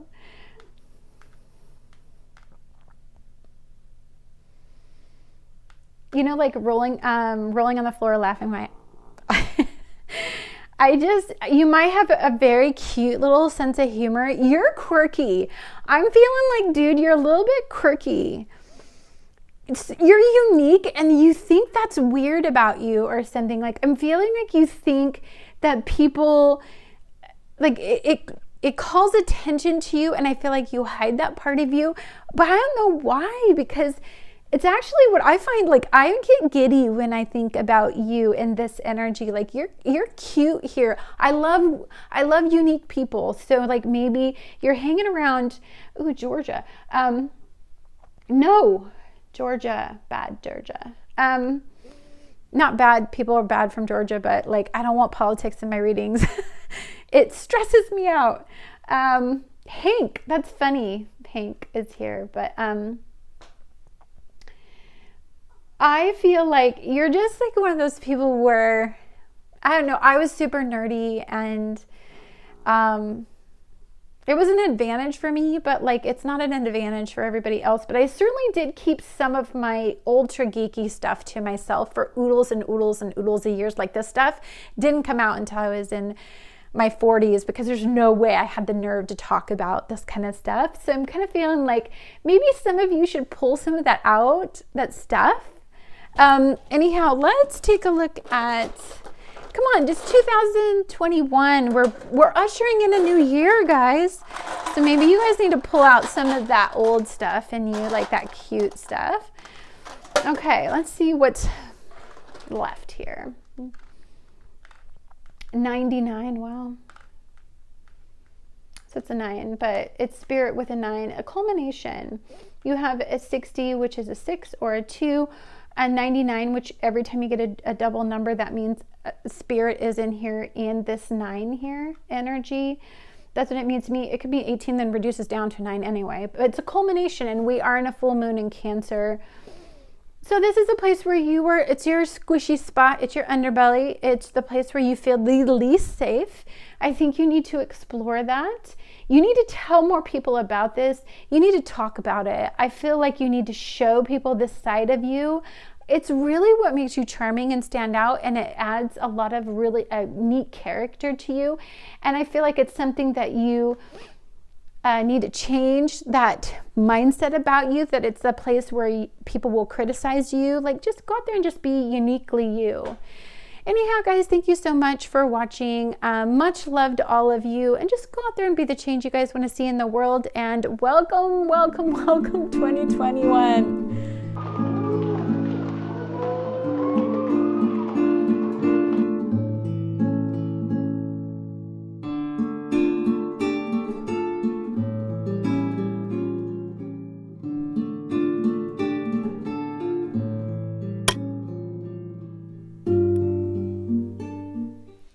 Hi guys, this is Annette with Self-Care Sunday. Every Sunday I put out a video to help you prepare your energy for the week ahead. And welcome, welcome, welcome, because we are going to be discussing December 27th through January 3rd. We are going to be transitioning from 2020 into 2021. So one of the things I want to talk about just initially before we get into your reading is the fact that last year was all about the 4s energy in numerology. And that card is the Emperor in tarot in the major arcana. But also the 4 represents in just numerology in general. It's stability, dependability, it's leadership, it's what you identify with and your identity. It is your basic foundation, your structure, and that you're in control of all of that, right? But also, if we're looking at it from the astrology's energy, 4 represents the 4th house, and that has to do with roots, family, home, that sort of thing. So how you grew up, who you grew up with, where you grew up is kind of all the things that we were really hashing out in 2020. And it was brutal because we had Chiron in Aries, and we had Mars in Aries, and Mars in Aries went into retrograde, which meant that we were really diving deep into how we grew up, how that imprinted certain thoughts about us, and how it identified things and developed our perspectives. But more importantly, how it shaped who we are and the perceptions that we have of reality. And as we move forward, and as you well know by now, because we're at the end of the year, so much of what was imprinted upon us was a facade. It wasn't what reality really was. And we have had a giant reality check. So as we move into this week and we're transitioning into a new year, we're embracing fives energy. Now, fives energy is all about curiosity and change, adaptability, flexibility. It's about communication, and it's not one-sided conversations, it's interactive conversations. It's very stimulating energy. It also has to do a lot with the conversations that we have with others and the connections that we make with others. Having said all of that, it's also, if you were to look at it from the tarot side of it, it's the fives energy is the Hierophant. And the Hierophant has a lot to do with our belief systems. And more importantly, the faith that we have. And the faith that we have to proceed and the hope that's developed from faith. Those are all big things to talk about. But also as we get into just the astrology side of fives energy, that has a lot to do with the risks that we take moving forward. The people that we connect with and why we connect with them. And just our ability to take a risk and put ourselves back out there. I think fours energy is very oppressive energy. If somebody has control over yourself, if you're not the leader in your own life, if you are a follower, fours energy is brutal. It's brutal. And I feel like most of us have been releasing ourselves from that need to follow others, and we're starting to embrace who we are and the fact that we are a presence in our own life. And we're not a robot. We're not just some product of our imprinting. That we are actually somebody who has the ability to lead our life in the direction we want it to go in, and to take our power back in that particular part of our lives. For you guys, pile number 3. As we move forward, we are going to be talking this week, the December 27th through January 3rd's energy is going to be really embracing this full moon in Cancer, and that energy is very emotional. It's a culmination, it's an ending, it's a conclusion in something that has an emotional content to it. Like it makes us feel some kind of way, right? And for you guys,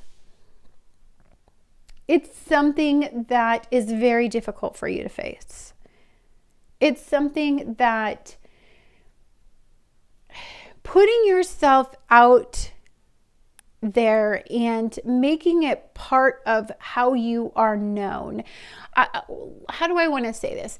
So you're okay with this side of you when it's just you in your room, in right before bed, when you're alone in some way. This part of you is okay. But there's a part of you that you don't want anybody to see, and that you really have a difficult time exposing. Like I don't know, there's something hidden about it, or I feel like it's something that you just want to keep to yourself. I feel like you're very vulnerable in this energy, and therefore you don't want other people to see. I feel like you don't want to be seen in this energy. So this is the Hermit's energy, and I feel like if we're talking about, because this is a 9, right? The Hermit's energy is a 9. It's something that has to end. You have to stop hiding this part of you. There's a part of you that you don't want anybody to see, and you feel like it's your underbelly. It's just something super personal about you. And it's something that you're very sensitive about. It's a weakness. It's something you don't consider to be a strength about you. And we all have these areas in our life where we're more vulnerable. I feel like once you bring this out into the open, you can face it, and then the illumination of the Hermit's energy can begin, because you have to face this, and you have to have people identify you as this, so that you can embrace it yourself. There's a part of you that you know it's part of you, but you don't like anybody else to see that it's part of you. I don't know why I'm feeling that, but it's when we have Cancer-based energy like this, there's an underbelly.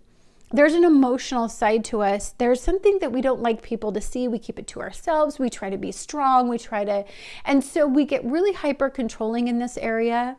Like we hyper control this part of us, this, I don't know, it's like a facade or the illusion that we're strong in this particular area. It's something like that, but I'm feeling like you're hiding it. And that's going to bring out the squares in energy. It's going to make you feel defensive and angry and confrontational. And you're going to do all of these weird behaviors emotionally. You're going to act out in weird ways just to suppress and hide this part of you because you don't want people to see it. And I feel like it's so counterproductive because I don't think it's as big of a deal as you think it is, but it is a big deal. I feel like now we're getting into the part of society where there's a niche and there's a part of society that will accept pretty much any side of you. But you have to be honest with yourself that this is who you are.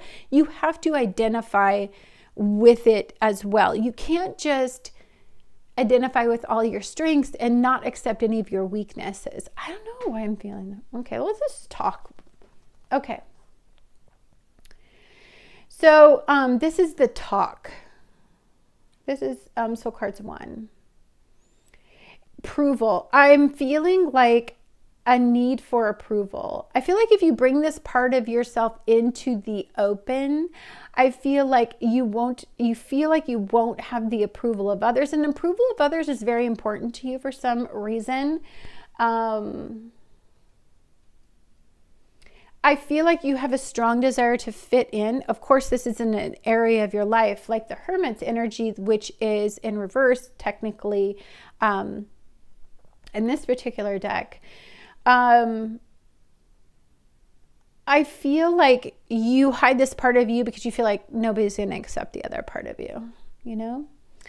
So let's see what this T is all about. What's your T for the week? Marriage, commitment. This is legal binding contracts. This is recognition of commitments that you are making. This has to do with symbolizing a commitment to something. To me, marriages also have to do with, it's like bringing it out into the open. So maybe some of you guys have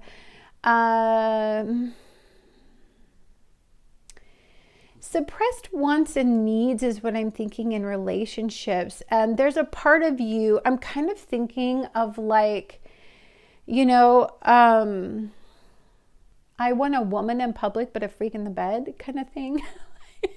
You know, there's that contradiction of some kind. And I feel like you have a wild side to you, or you have a side to you that you don't let anybody see. Only your deepest personal relationships see it. But that you hide it in some way, or that you're just afraid to make it as public. You know, like, I don't know. It's like...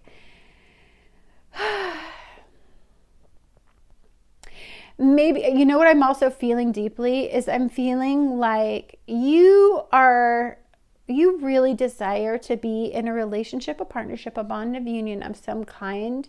It's something that you just hide. It's something you tell yourself that you don't need. Because you have a problem with people pleasing. When you get in commitments of any kind, or your heart gets involved in something, I feel like you are a people pleaser at the detriment of yourself. And so you've shut off this area of you that thinks you need this level of a connection, because you don't want to admit to yourself. You have this propensity to lose yourself. I'm feeling like you don't recognize yourself when you're in relationships, or you also, when you're in a commitment, like you tend to follow somebody else's lead, and you're very focused on yourself in this one. Look at this person, very focused on self, very focused on the light, focused on self-discovery, self-renewal.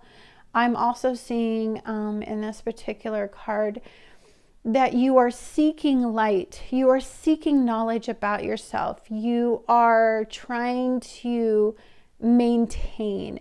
You're trying to be strong. This is weird reading, man. Threes. God, they're always weird. Okay. You have the seahorse, family matters. I got this like such strong feeling that you have a learned behavior.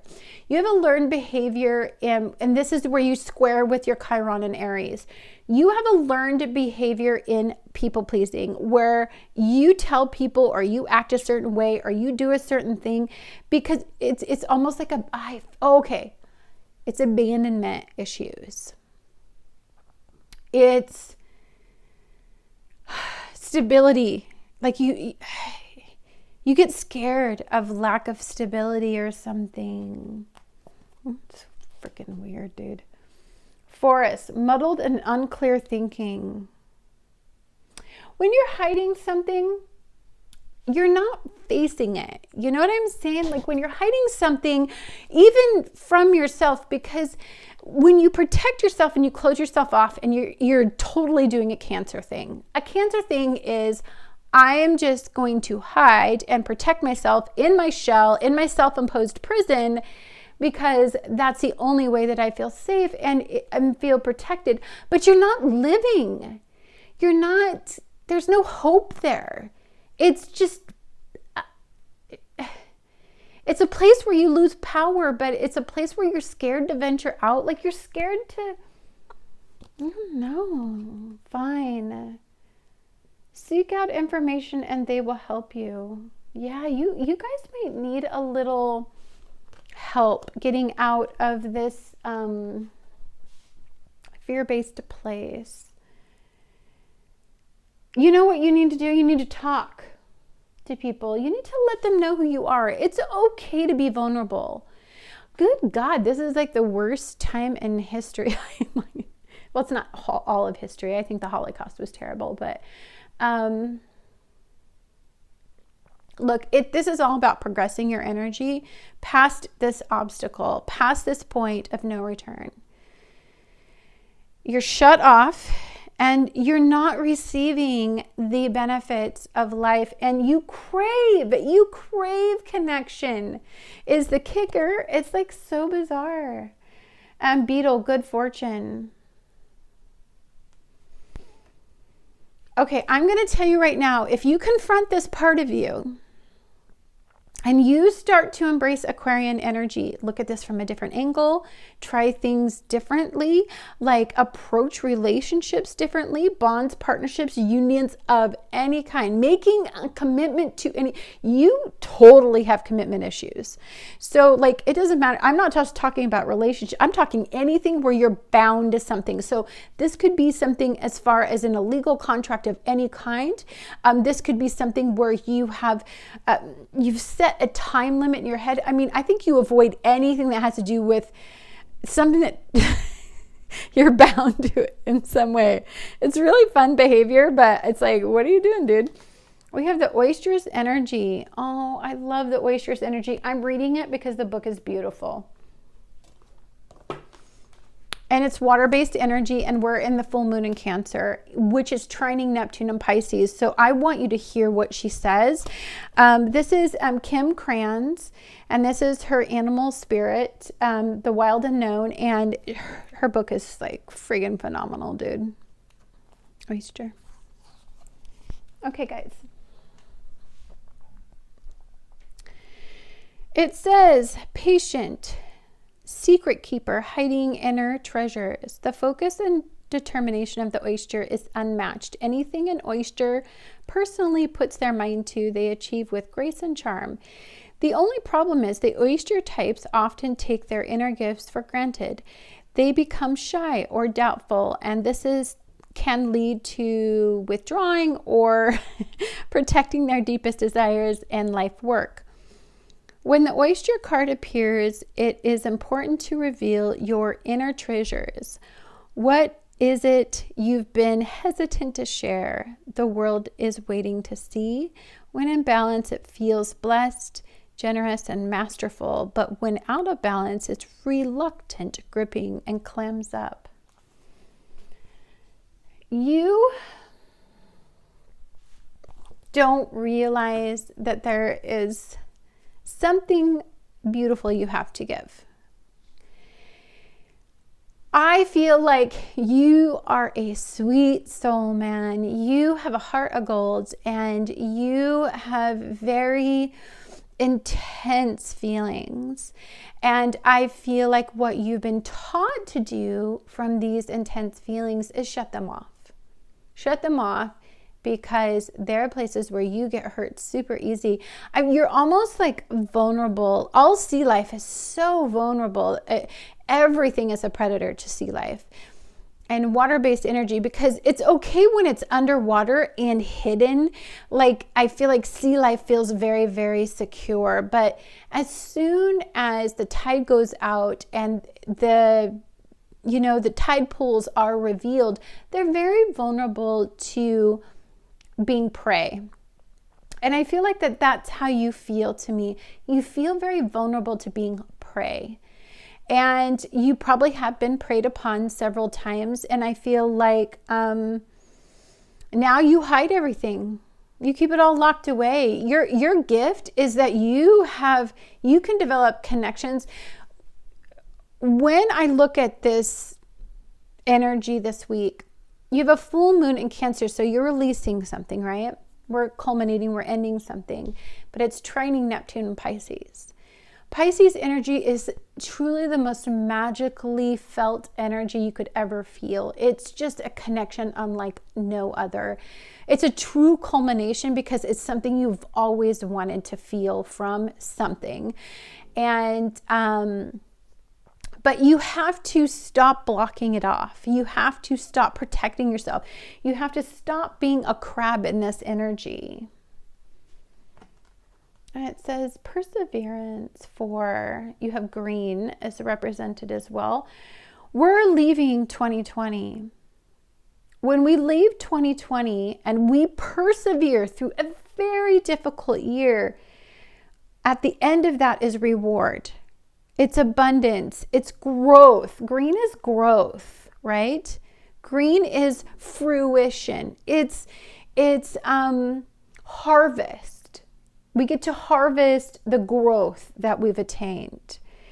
And if you're blocking off this growth, you don't understand that you have endured something that will help you feel something different. And if you guys... My dog is snoring, so I apologize because it's actually really loud. Okay. Now, I want to tell you that when things get deep, I use humor. So just mind that, please, because I can't help it. It's super intense to feel. You feel like I just want to sit you down and be like, dude, stop it. You're your own worst enemy. Like, you want something that you stop yourself from having. It's like I don't know, like you build a wall or you are protective and I don't know, you feel like you can't handle it or something anymore. I don't know. Let's see what's going on.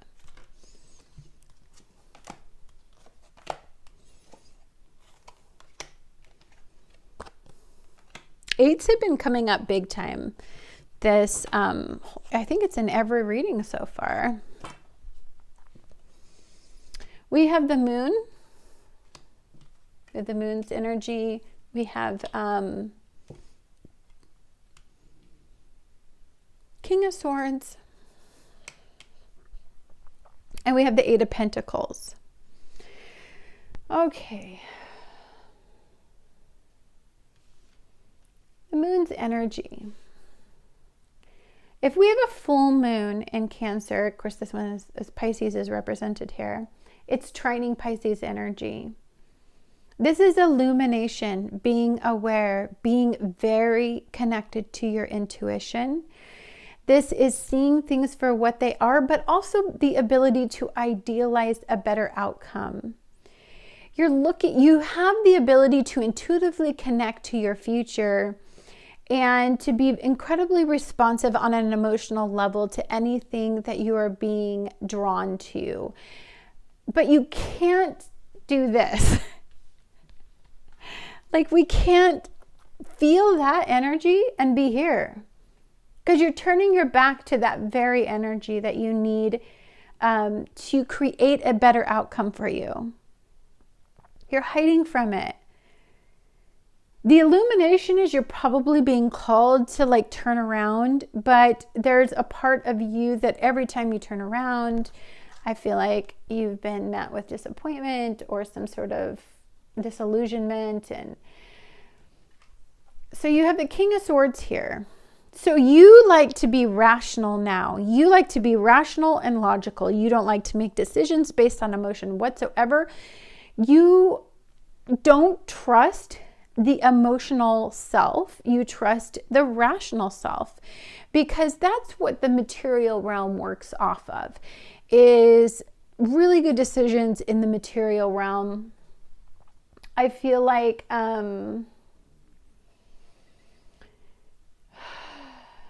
you're always, you know what I saw? I saw that when you get in a legal binding contract of some sort, it's the fine print. It used to be hard for you to read the fine print. You would intuitively follow your emotional self, but you missed the fine print. And so now all you do is look for the fine print in things. You're very focused on the details, and you're kind of like turning your back on this intuitive self that you have. We have the 8 of Coins here. You're a hard worker, man. I mean, you have goals and you have your eye on the ball. I feel like you have wealth on your mind, you have abundance on your mind, you have stability on your mind, you have success in the physical realm. There is no way that you want to turn around and look at this emotional self right now. You're like, nope, I don't need none of that, because I'm not my full self there. Like, I'm not the self that I trust there, is what I'm feeling. Grr. Light and the lighthouse. Light showing you the way. And then look at these 2 lights. So you have the lighthouse, which actually shows you the light through troubled waters. You just stare at that light though, dude. Like, you stare at the light in troubled waters and all you see is troubled waters. like you do not understand that what you're being called to is being able to navigate water effectively, which is emotional based energy, but also trusting the fact that there is a light that will show you where trouble is. It's like you've worked really, really hard on seeing all the trouble that you just, I don't know, you don't see the other stuff. What is going on with you? Oh, dude, I'm so sorry. The moon's energy did a number on you. All this Neptune and Pisces energy, it did a number on you. You went through a lot of schooling and in hard knocks. Like, I feel like where Saturn and Jupiter and Pluto taught you a lesson was in you're idealistic, and which you're not anymore. True that. Like, you're done with, you want to all be logical, rational, statistical. You want it to all make sense. Like, you're so hard work. You don't want anything to do with the emotional realm. Oh my God, you got the Chariot. Dude, this is like, what a reading, huh? 3s, man. I prefer 1. 1 is like so fun. 2 starts to get a little weird. 3 is like weird. Okay. You guys ever want to go on a ride? Just pick pile number 3. like whatever. Okay, let's take a look at these 3. Okay. So the movement and the Chariot card is 7. 7 is spirit. It is answers, diving deep for those answers. It's relying on intuition and logic, the shadow and the light, the dark and the white, the black and the white thinking kind of, like what I'm saying. It's like, yeah, it needs to be rational and logical, but intuitively I've got to connect to it too. And I feel like that's where you are going to evolve into this wheels energy, the upside of the energy. I feel like with the Hermit card there, I feel like he definitely is not in the upside of the wheel. He's always looking at the downside to the wheel, always trying to prepare, always trying to be safe, always trying to be secure. But it's like all you are doing is trapping your energy.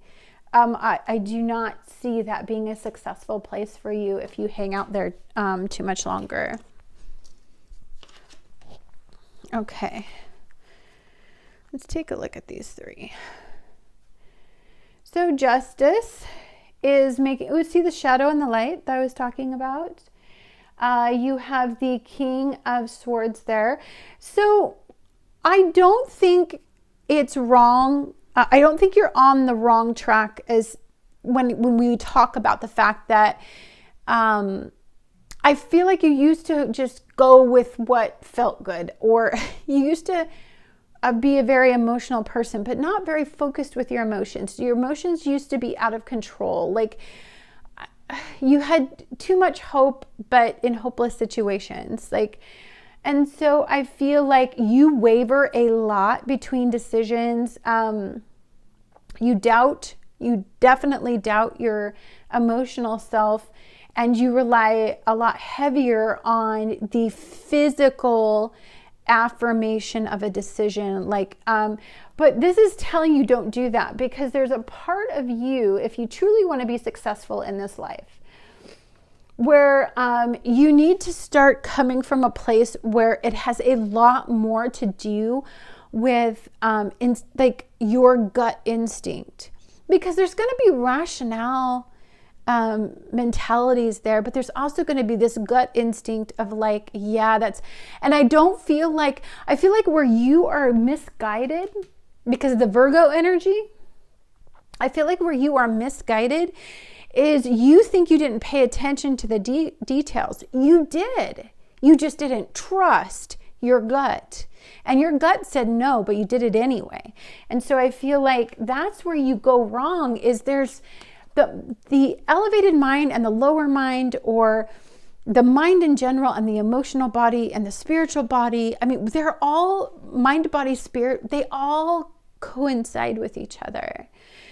And I feel like you extreme out or something. Like you like extremes. Like you're like, well, I can't trust my heart.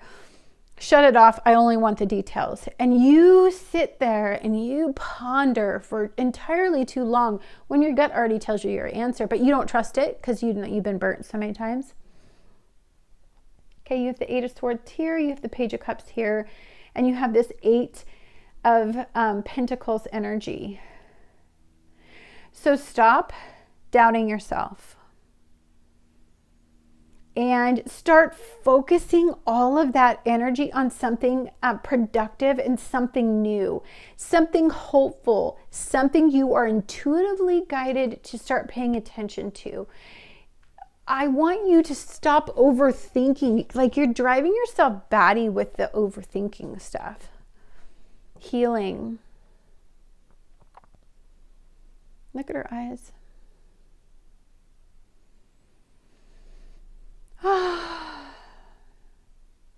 And I'm just looking at these two together because they hurt my heart. Look. You really, really like to stay hidden.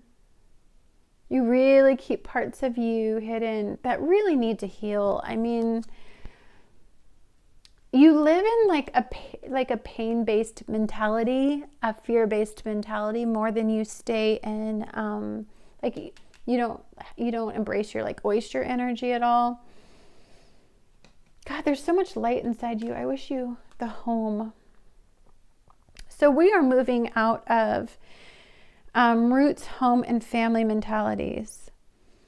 You may not have had the best home life, or some of you may idealize some kind of home life, let's say. And I feel like home and family has something to do with the way that you tick, I guess. And you're very bound to this home-based mentality. You do have it like,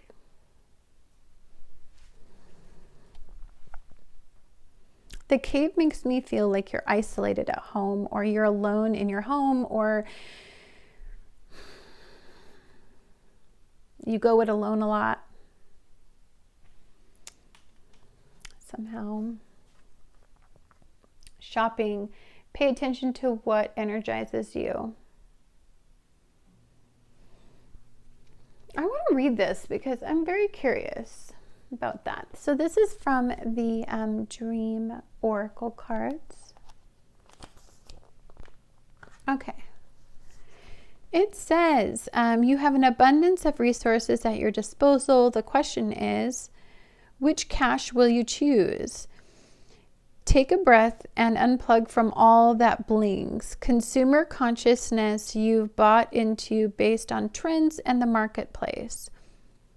Where in your life are you looking for external fix for an internal challenge?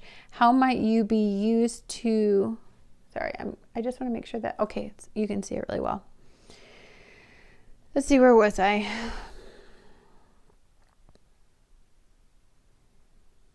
How might you be used to retail therapy to ease your pain and to give you false sense of security? From a place of platinum level honesty, return to that which no longer suits you and buy into only a belief system that fits you and your soul. It says, come from a place of wholeness and fulfillment. I spend my resources, time, and energy on relationships, creative ventures, and ideologies that give me a return on my investment. So some of you guys may have that instant gratification issue. There's a lot of squares in Mars-based energy right now, and I feel like a lot of us are reaching for anything that provides us instantaneous gratification. For some of you, that could be that quick fix of like shopping online or buying something, or I don't know, like it's a quick fix, but it's not something that sustains you in the long run. And I can guarantee you just from this stuff right here, this feels like money going through your fingertips based on your emotional state, based on what you don't want to face. Like you work and work and work, but I don't feel like you get ahead here. I feel like you also have to have some awareness about money, and you have to have an awareness about the consequence that your emotions play in your financial future. Compassion. Here's what I want to say about compassion for you. You are not compassionate with yourself. I feel like you're compassionate with everybody else. I feel like you are very family oriented. You may be the person that's in charge in your life, but I feel like you don't, like the last person you attend to, the last person that you heal is yourself. That's what I feel. And then we have the sun's energy. The sun is in Capricorn energy right now, and it is, Mercury, the sun, and Pluto are all in Capricorn, and they are all conjunct right now. So let's read a little bit about why the sun came up for you, because obviously something is being spotlighted in your life. Okay, let's take a look at the sun here. It says the sun is acknowledged by many cultures as the foremost masculine force. In other traditions, it is seen as the feminine in her full power. Either way, it is the most brilliant light for all beings to allow life to sprout from the dark, feminine earth. It can be a gentle and warming, close to the sunrise or sunset, fall or winter, or it can be destructive, as seen in the zenith during a scorching summer. It says, you have been shining your light for far too long. How have you been shining your light for far too long? Remember that daylight is only half the day, and the night must have equal time. And she offers us her gifts as well. Be careful not to be blinded by your light or the light of others. Do not become enamored with yourself or worship others. Beware of your shadow. Reveal in your midday glory, but do not be afraid of the warning of the light at dusk.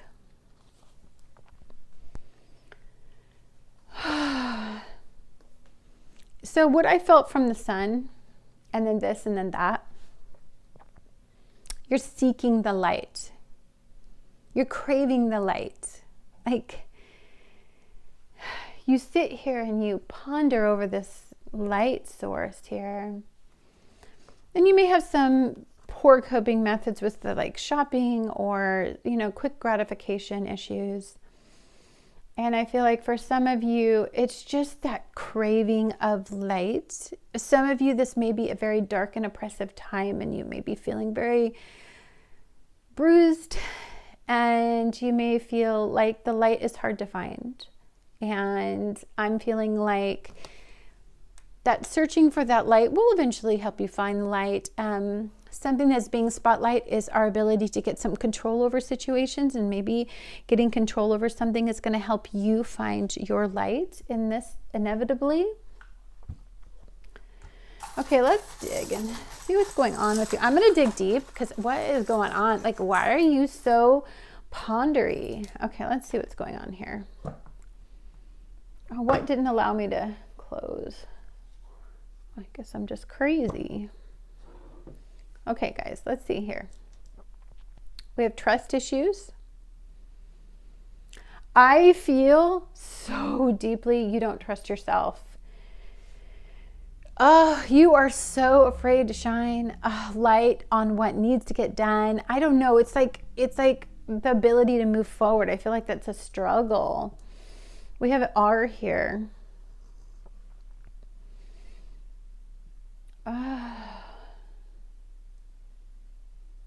You're recuperating, resting, relaxing. The retrograde cycle was really hard for you. I hear the retrograde cycle for Neptune and Pisces was super crazy hard, and Mars and Aries.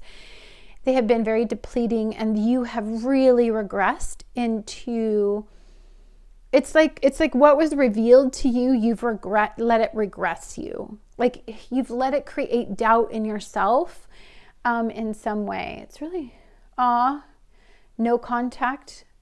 Phone.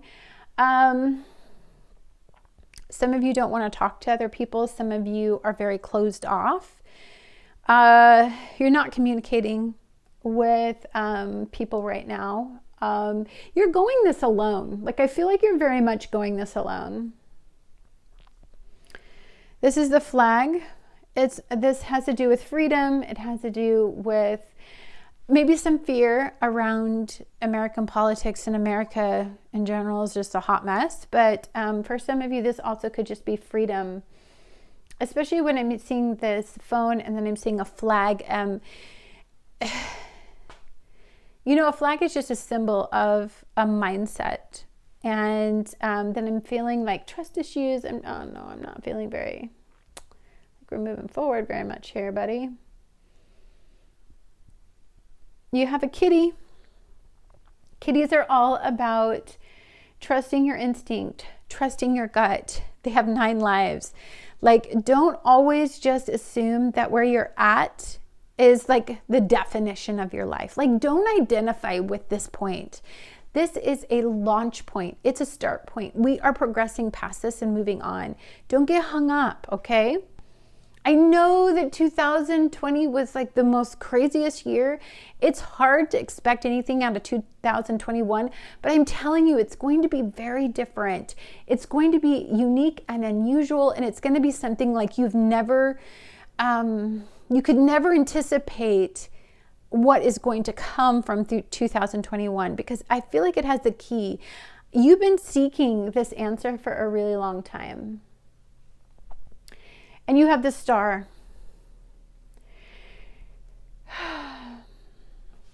You have to look up from this point.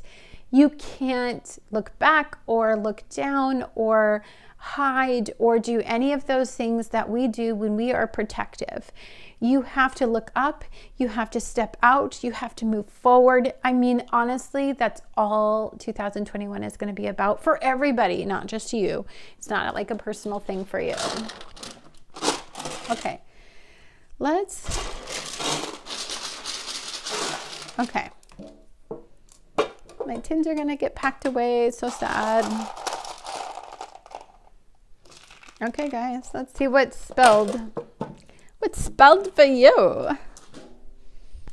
You guys have a damn heavy reading, dude. This can be anything. Whew, that one hurt to feel. Sometimes I get really sick from these readings. Okay. First of all, I'm just seeing me. Guys, self-protection, me. Like, I'm feeling very like focusing on yourself, me time. You don't trust nothing. You don't want too much contact. Like, you're just so protective, dude. Like, it's just like crazy that you're like, whoa, shut off. Not gonna happen for you. Can you see that? I was just seeing where you could see. I see Biden.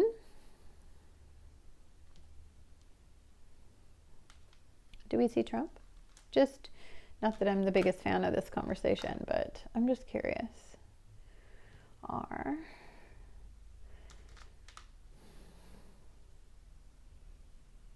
Well, I do have a U if I want to. M. I don't have a P. So it's a Biden.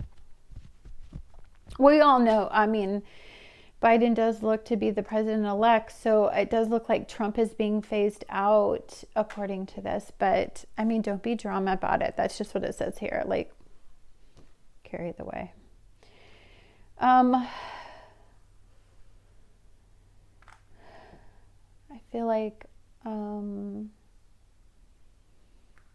I feel like likes are like approval. Again, we are going back to approval. I feel like likes are really important. Validation from others. Seek validation outside of oneself. You used to probably have a big, I see Himalayas. I don't know. I did see Himalaya like in here.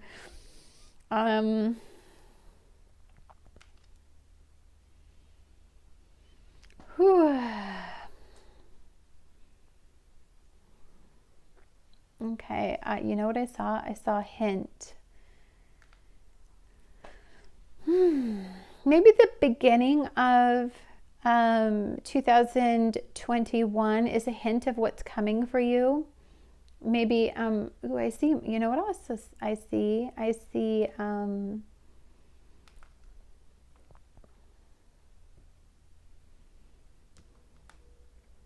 I see the name Maya or Mayan or Mayan. You can say Mayan. Like ancient. I see like ancient studies, like studying about things that are ancient philosophies and symbolism, and that stuff's very engaging for you. I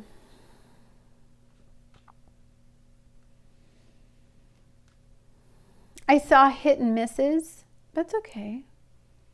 Not everything needs to be I mean, it's experimental right now. We're going to be doing different things. So we're going to have hits and we're going to have misses. And that's what happens when you're inventing something, when you're progressing your mindset, when you are venturing off and you're going in new directions. I mean, you're going to have misses. It's okay. They don't all have to be hits. You know what I mean? Oh, dude.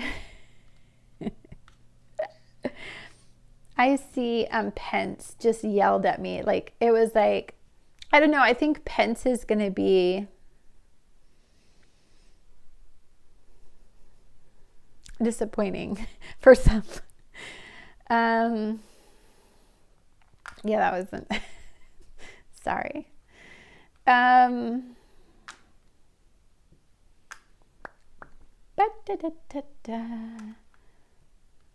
see. Here's what I do see. As plain as day. I mean, it's not as plain as day. I got it. Silence. But this, like the first letter I had to make. So it's like deceptive. The silence is deceptive. Something isn't visible. Yeah.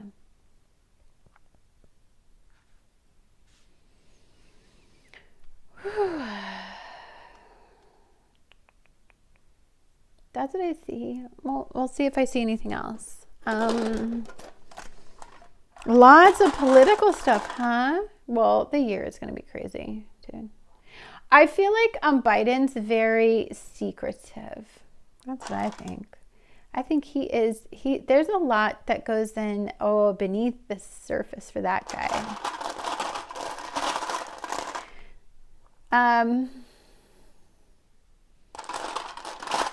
Like a mask deception. I see. Don't know. Okay, so I see 41. I see 62, 68, and 24. So you have 5, 6, 8, or 6 and 2. Sixes are coming up pretty strong. Changes. I think changes in relationships are going to be a good direction for you. I feel like you're going to have to kind of explore and challenge some of the boundaries of the way that you develop relationship, partnerships, bonds, unions, because of this marriage card. Anything that you make an emotional commitment to, I think, is probably a bigger fear than just like some formal commitment to. I feel like you're going to be you're just going to try to dissect every single relationship as a defense mechanism. And I think as you move forward, you got to kind of rely a little bit more on your instincts, because, you're very guarded and you got to be compassionate. Everybody's struggling. I don't think anybody knows who they are anymore, what they are, why they are the way, what their identity is, what they identify with. And we're all going to be going through something. Please be compassionate with people as they try to find out who they are and not what they were programmed to believe they were. Like, just have some love, okay? Anyhow, guys, thank you so much for watching. Much love to all of you. And just go out there and be the change you guys want to see in the world. And happy 2021.